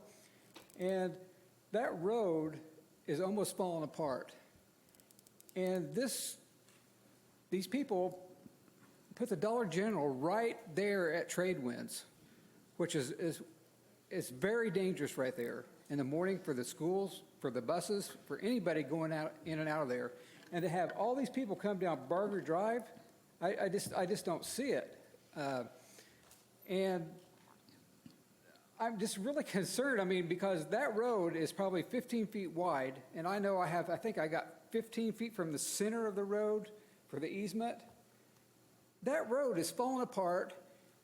The city of Deltona allowed, there's some, right there at the end of Barger Drive, there is some, they're allowing these big buildings right in there. There's one big building they let in there. And these other trucks they're coming down the road pulling, heavy equipment up and down that road. That road is falling apart. It's cracked. I just don't agree with what's going on here. And where is the sewer coming from? We're going to ask that. We're going to have an answer to that question. I mean, is it coming all the way from, I don't know, what is that road? Cortland? All the way down through Cortland? Or is it coming? That's really concerns my question on that. Okay. And it seems like if they're putting that lift station right there next to the lake, the way it looks like to me. And that really concerns me too, about the waste getting into the lake. Well, thank you.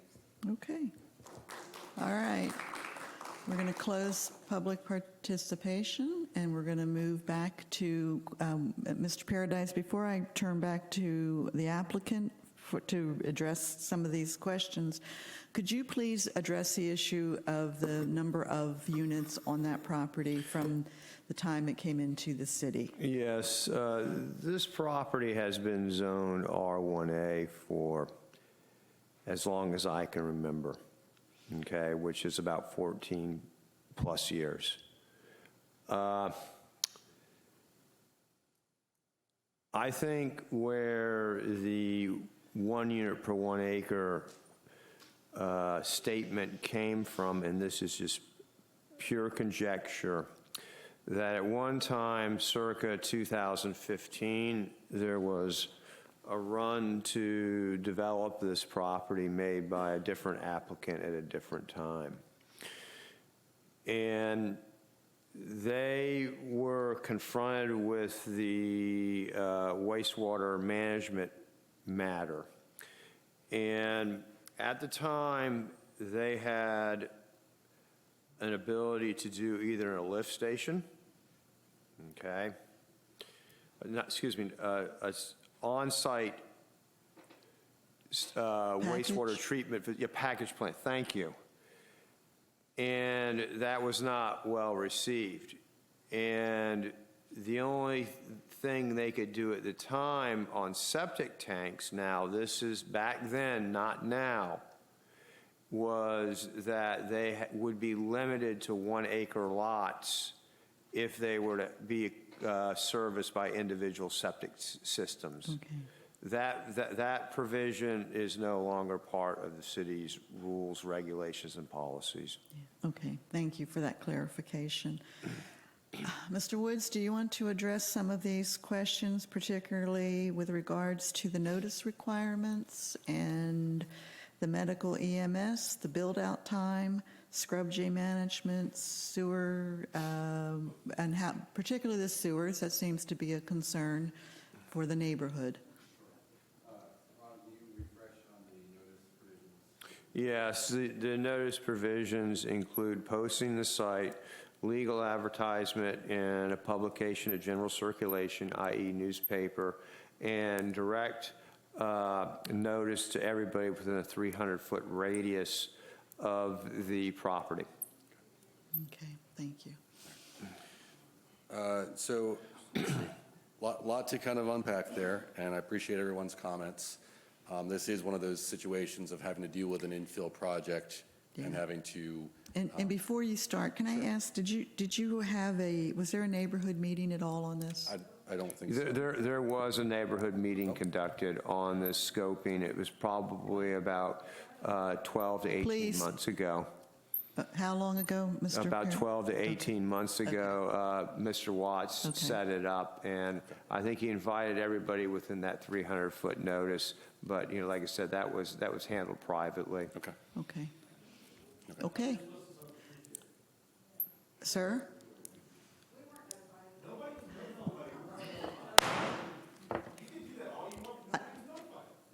I appreciate that. I appreciate what you're saying, but we are now back, we are done with public participation, and we are now with Mr. Woods to answer questions.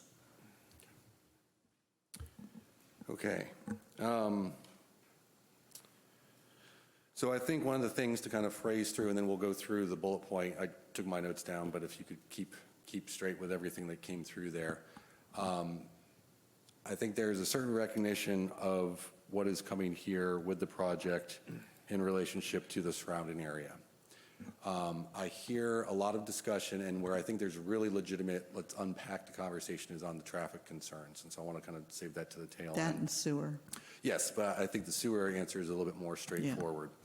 So you hear kind of testimony here from the neighbors and concerns, and I understand where they're coming from entirely. This property has been in this condition since God created it many years ago, as all of their homes developed around it. And you see a pattern even just on this photo here, but if you zoom out and go farther to the north and to the west, Deltona, good, bad, or indifferent, has its meandering interconnected roadways throughout. So the nature of us being able to connect to our southern boundary and then to our northwestern boundary and having through traffic go through there, in my opinion, on the local roads, is really kind of the nature of the development pattern for Deltona, and has been since the Mackle brothers have been there. It's not my preferred kind of path forward, and I've gotten lost many a time, and I've grown up in Volusia County since 6 months old.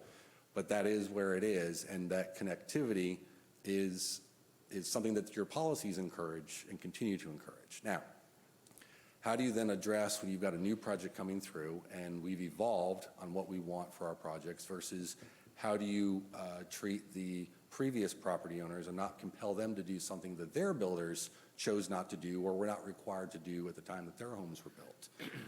I bring that up mainly because of the nature of the road network system in the surrounding area. And you hear the conversation, our roads don't have sidewalks. They don't have, the asphalt is in poor condition. It's the old development pattern of Deltona. And that was a choice that was made by those previous builders. That was the choice that was allowed to be done for the community and for the project. We are absolutely able to control the property that's within our area. But I think there is other discussion for, and we'll get to the road traffic, but I really want to talk about the sidewalks, because there's an alternative even without us coming here today. And we're going to talk a little bit about that. I'm hearing concerns about existing problems, certainly on Normandy, certainly on traffic rolling through, but certainly on where can my kids play on my street? There's no sidewalks, all of that. And there are a couple different ways to handle that.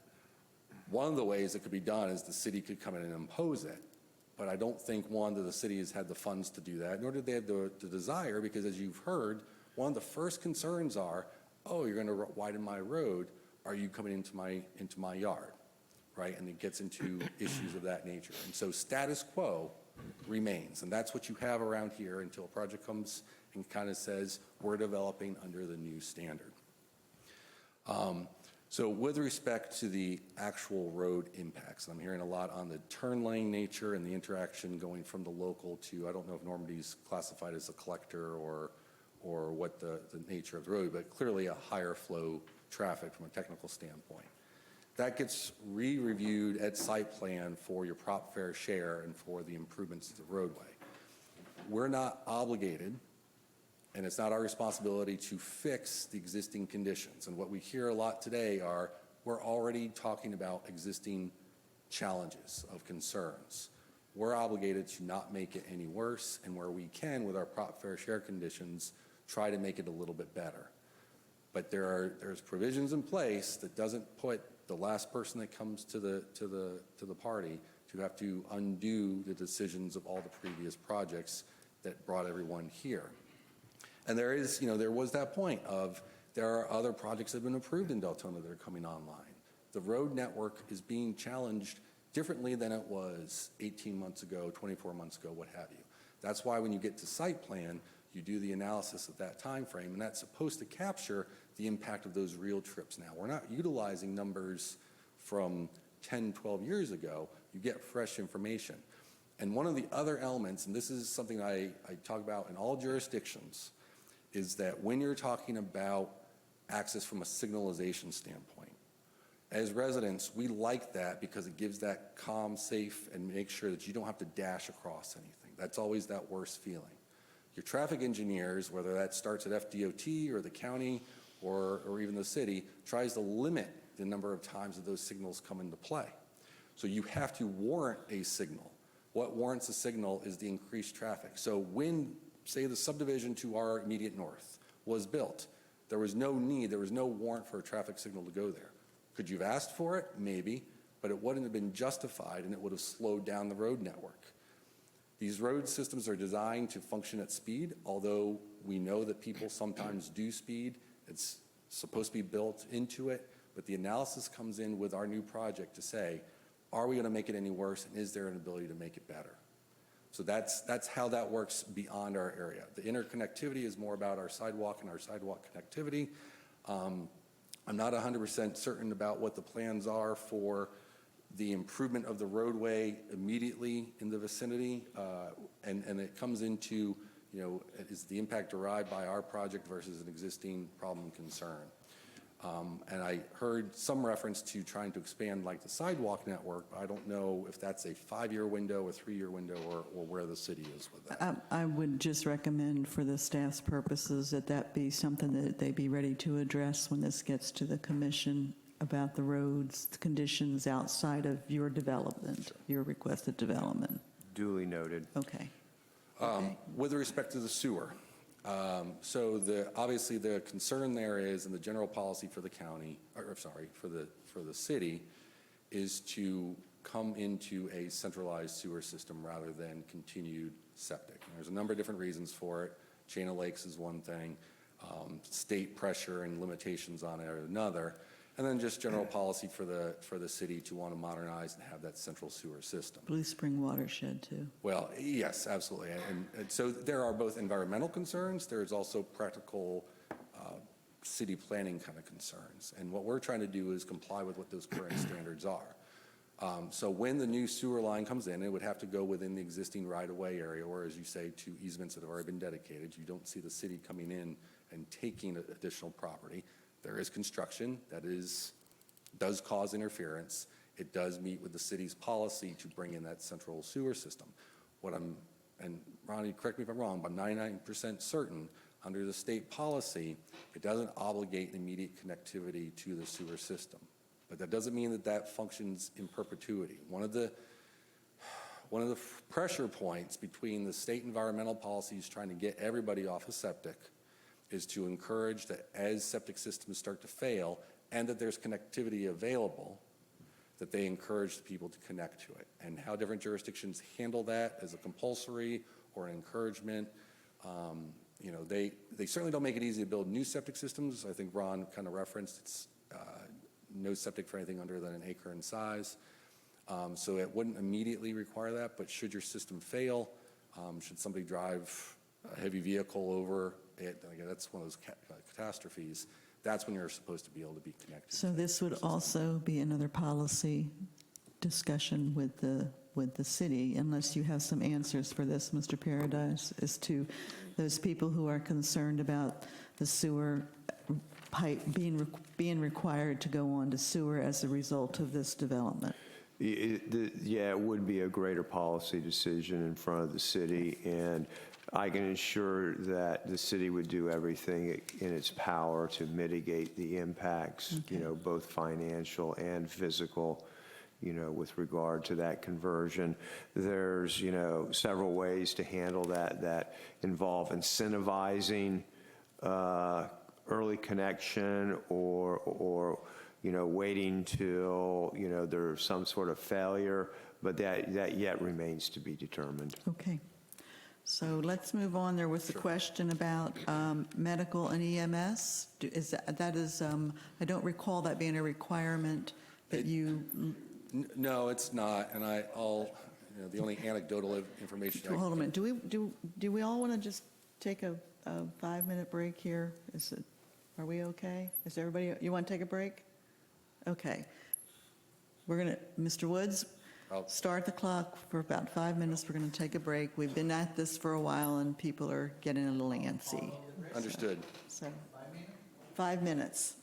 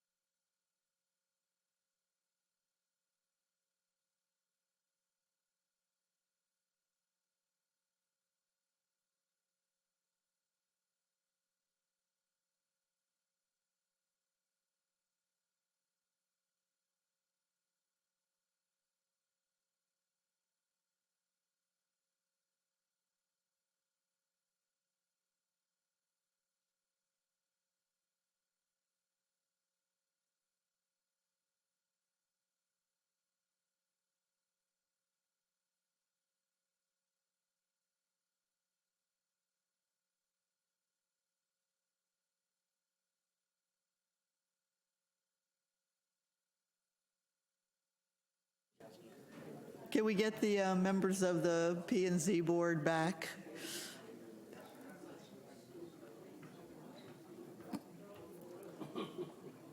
One, two, who are we missing? Where'd Miss Lily go? Okay. I need my members back. One. All right.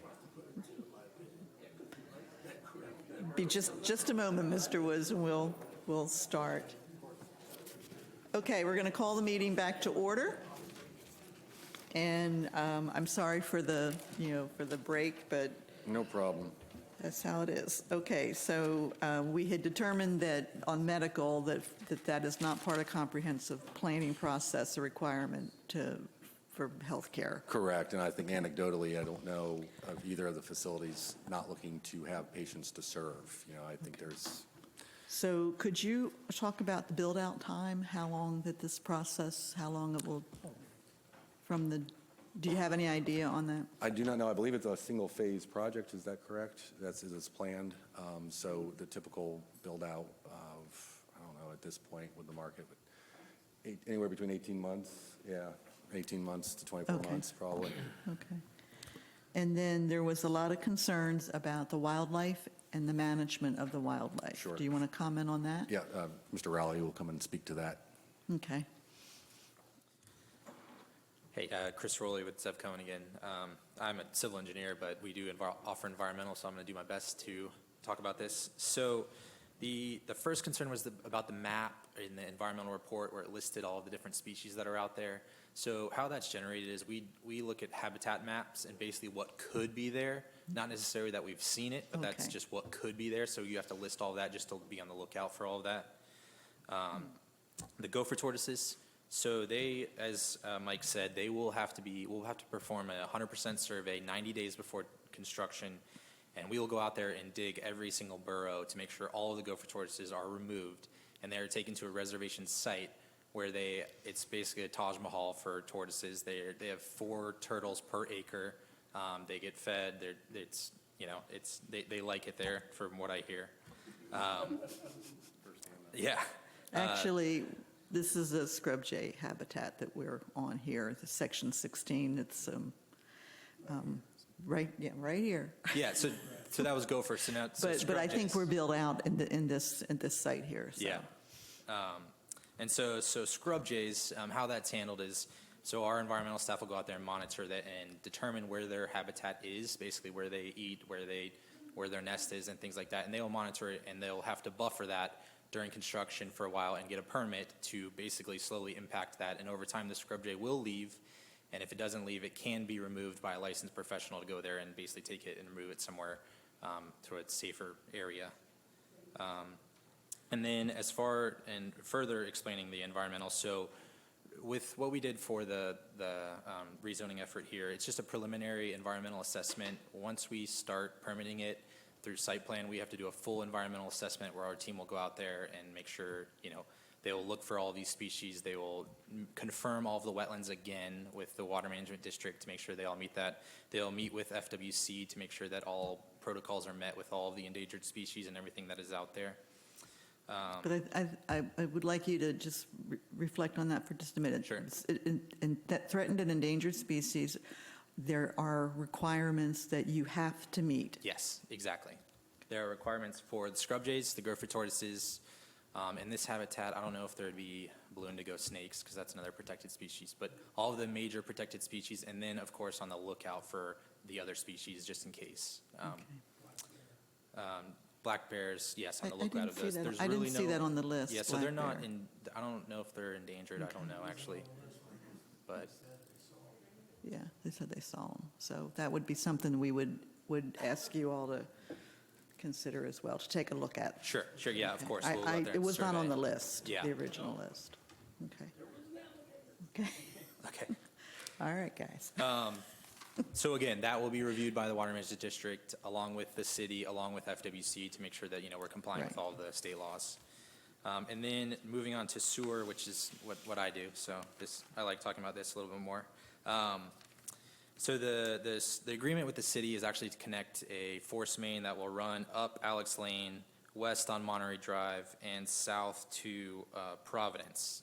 So the corner of Providence and Normandy, they'll make a connection, which is about 10,000 feet of force main that will be running.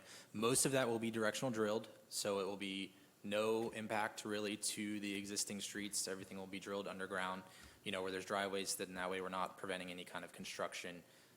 But there will be some open cut, I'm sure, if it allows, and of course to not create any issues with traffic.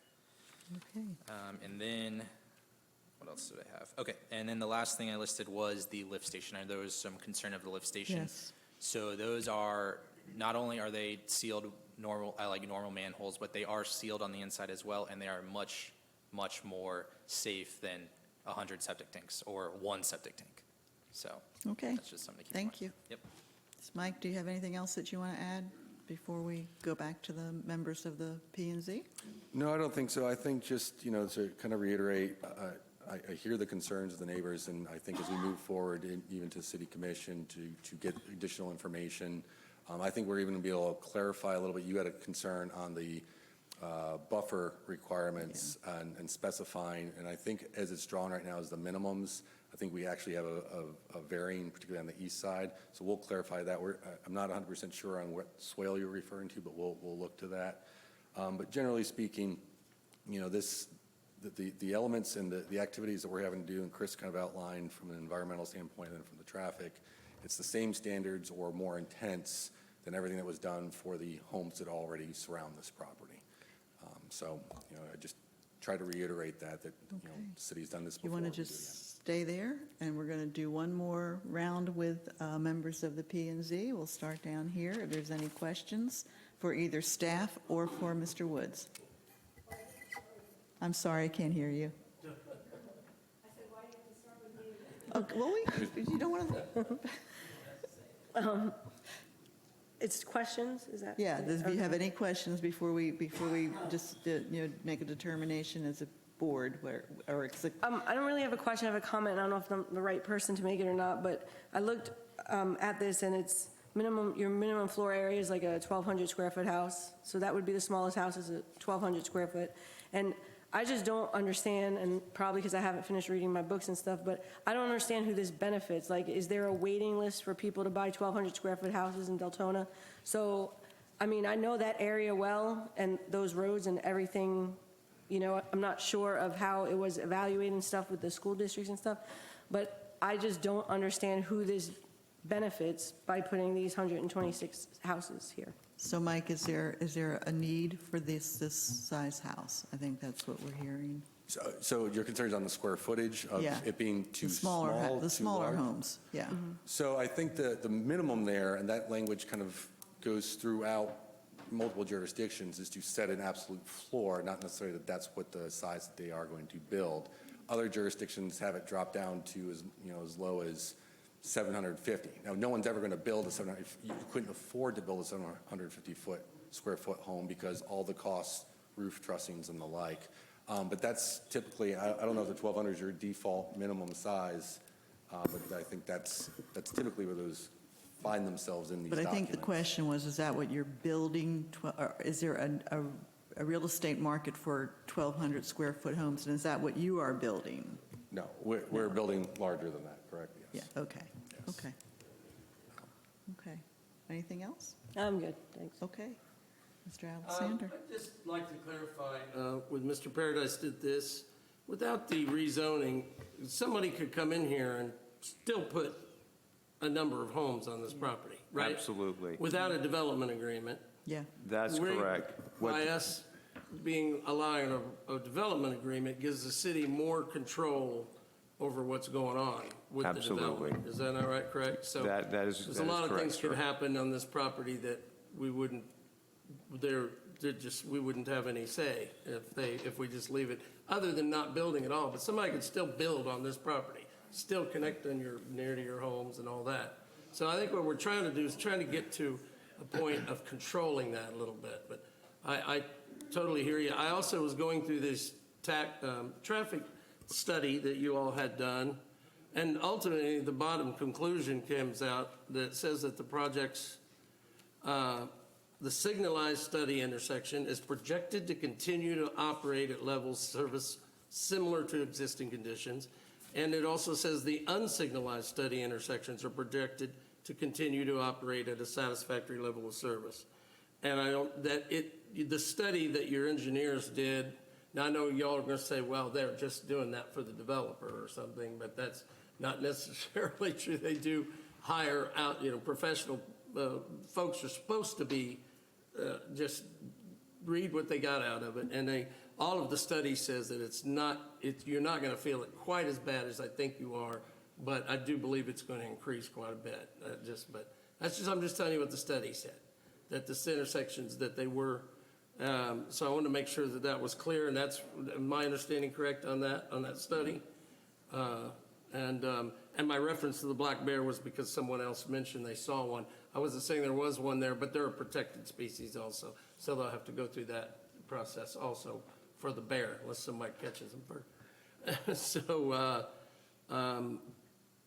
I just wanted to clarify that. Oh, and the sewer part is the city's not saying we're going to make you go onto sewer right yet. There's going to be a process. They're going to author. They said, I think I heard the word encourage, but I don't think anybody's going to force you once they put it up to sewer. They're not going to just come to your door and say, now you have to hook up to sewer. I just wanted my understanding correct about that too, right? All right, that's all I'm going to say. Okay. Mr. Lee? I'm done. So with the zoning it has right now, they could put 100 houses on the property as it sits right now. That's just based on, like I said, best current available data, just quick down and dirty. I think, like I said, it's a conservative estimate. I think they probably can squeeze a few more units out of that. So basically, it's just us rezoning it to say whether they can put right there or up to the 126. That's correct, yeah. So it's just a matter of 26 houses, give or take. Yeah, that's based on our best available data. So it was, yeah, I seen that too. You got anything else, Mr. Yeah, go Strawberry? ahead for now. Okay, all right. Dr. Pfeffer? No? Okay. Ms. Burke? Okay. Mr. Muniz? Anything? Okay. I will tell you, things change. The community has grown. I was here in 1974 when we had about 8,000 people. And some of those roads, in fact, I think most of all those roads were laid out then, and there is an issue.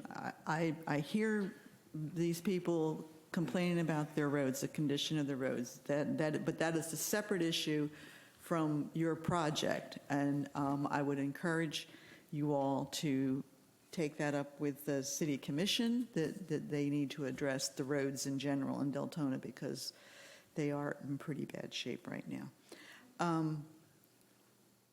My thinking on these, first of all, as Mr. Alexander said, this is a PUD. It gives us opportunity to put requirements on the developer that would not be there if it was just left as the R1A, I think is what it was.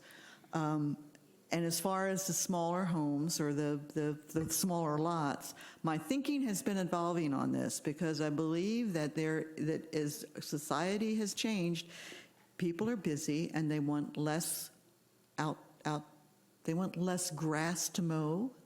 These kinds of developments, we're seeing them pop up all over, and people, they're selling them. They're selling homes within 45 and 50-foot lots, so I think there is a market for that. I believe there is a market for that. I drove the area. It's mostly high and dry, and it's reflected on what we saw as far as the wetlands. Unlike some other projects that we've had up here where there was real significant concern about wetland activity on the property and how they were going to manage that. That is not, Mr. Paradise, would it be appropriate to say that is not an issue with this site? Okay. Correct. Okay. So you have a question, Dr. Pfeffer? If it goes with no change in zoning and somebody came in, what kind of review do you have that the PUD? This is how it works. They can come in right now under the city's land development code by right and apply for a preliminary plat. That is reviewed administratively, and the city staff, under the umbrella of the Development Review Committee, will look at everything from the roadway specifications to the lot sizes to make sure they comport with zoning, and the improvement section of the city's land development code. Fire safety would also be part of that process. Once they got a development order for a preliminary plat, they would have the ability to go out there and clear and grade this property, put in the roadways, and put in the infrastructure. Before they started going vertical, they would have to come in and apply for a final plat. And that final plat does involve an acceptance determination by the city commission that is done in public, and everybody is noticed of that. However, it's based clearly on technical standards. It's not a binary decision really about yes or no, this should happen or not. Okay? Those preliminary plat and final plat process, this project, if it's approved by the city, will still be subject to that process. I mean, after it goes through us like today, we'll never see it again. You will. That's correct. And So, I don't see what control the town loses by having it without a zone change. I mean, I don't believe that we really lose control and they can do anything they want. Okay. Madam Chair, can I just, as you get to voting, if each of you, whether you are in favor of it or against it, if you will give your reasons for your vote as we go through this. And I think in the minutes then it will add, it would be added value besides that you should do that in a quasi-judicial hearing. But for the commissioners, they do look at the minutes of your meetings, and they get them when it's going to come in front of them. Right. And so I think that helps them understand, what this body goes through. And no, that's not my question. My question was, some of us feel that we might lose control if we don't give them a zoning change where, we have an illusion of more control. But I don't buy that. Okay, I'm sorry, Dr. Pfeffer, I wasn't answering your question. All right. I was talking about the voting process and each of you, including your reasons. And I think Dr. Pfeffer's concern becomes how he votes, and how the motion is framed. Yes. Because we don't even have a motion on the floor, and that's what I will ask. Just wanted to jump in and get there because We've tried to do that. Yes, and I think that it is important that the folks in the neighborhood understand what the option is if it's approved, and what could happen if it's not approved. And so just for clarity, we are an advisory board, a recommending board. What comes out of here goes to the city commission. And Ron, do we have a date when that will be heard before the city commission? We do. 18th of April. The 18th of April. Put that on your calendar. One way or the other, this will end up with the city commission, and they have the final vote on this, April 18th. And I will remember next time to make sure we ask for people to sign their yellow slips, because I forgot to do that this time. So we'll get that corrected. Okay. I have one follow-up question over Mr. Paradise. Sure, Ms. Burke. Without the rezoning, is the minimum size of the lots will be 9,000 square feet? 9,500 square feet, yes, ma'am. Okay, thank you. Okay. Well, do we have a motion either to approve or disapprove, to refer without approval on Mr. Lee? Why do I keep calling you Lee? Mr. Strozek? Why don't you say Jody? Jeez, I know. I want to make a motion on ordinance number 07-2022 to deny. There's a motion to deny. Is there a second? Mr. Pfeffer, Dr. Pfeffer seconds that motion? Alan. Well, I'm trying to be a little more formal up here. Okay. Is there any additional comments before we take a roll call vote with reason for your decision? Okay. Could we have a roll call vote, please? Member Alexander? I vote in favor of it because I do see, it's tough to stop progress. We all have our homes and we all like where we're at with our homes, but in a way we're also deprived. I think of all the families that will come in there and their daily activities and holidays, and there's a lot of people out there that are looking for nice new homes too. So Mr. Alexander, so for purposes, I think because we have a negative motion. Oh, so I have to say yea or nay to You should say to yes. the exact motion. Yeah. So if you vote yes, then you are in agreement of denial. We've had these issues I got you. before. Okay. I got you. So Sorry. do you vote? So I vote no, sorry. Okay. Okay. Alternate Burke? I vote yes. I understand development is important, and I understand change has to occur. I just think the large density of number of lots of 126 creates a traffic issue, and to a lesser degree, I'm concerned about the environment. So I would say yes to the motion to deny. Alternate Amoroso?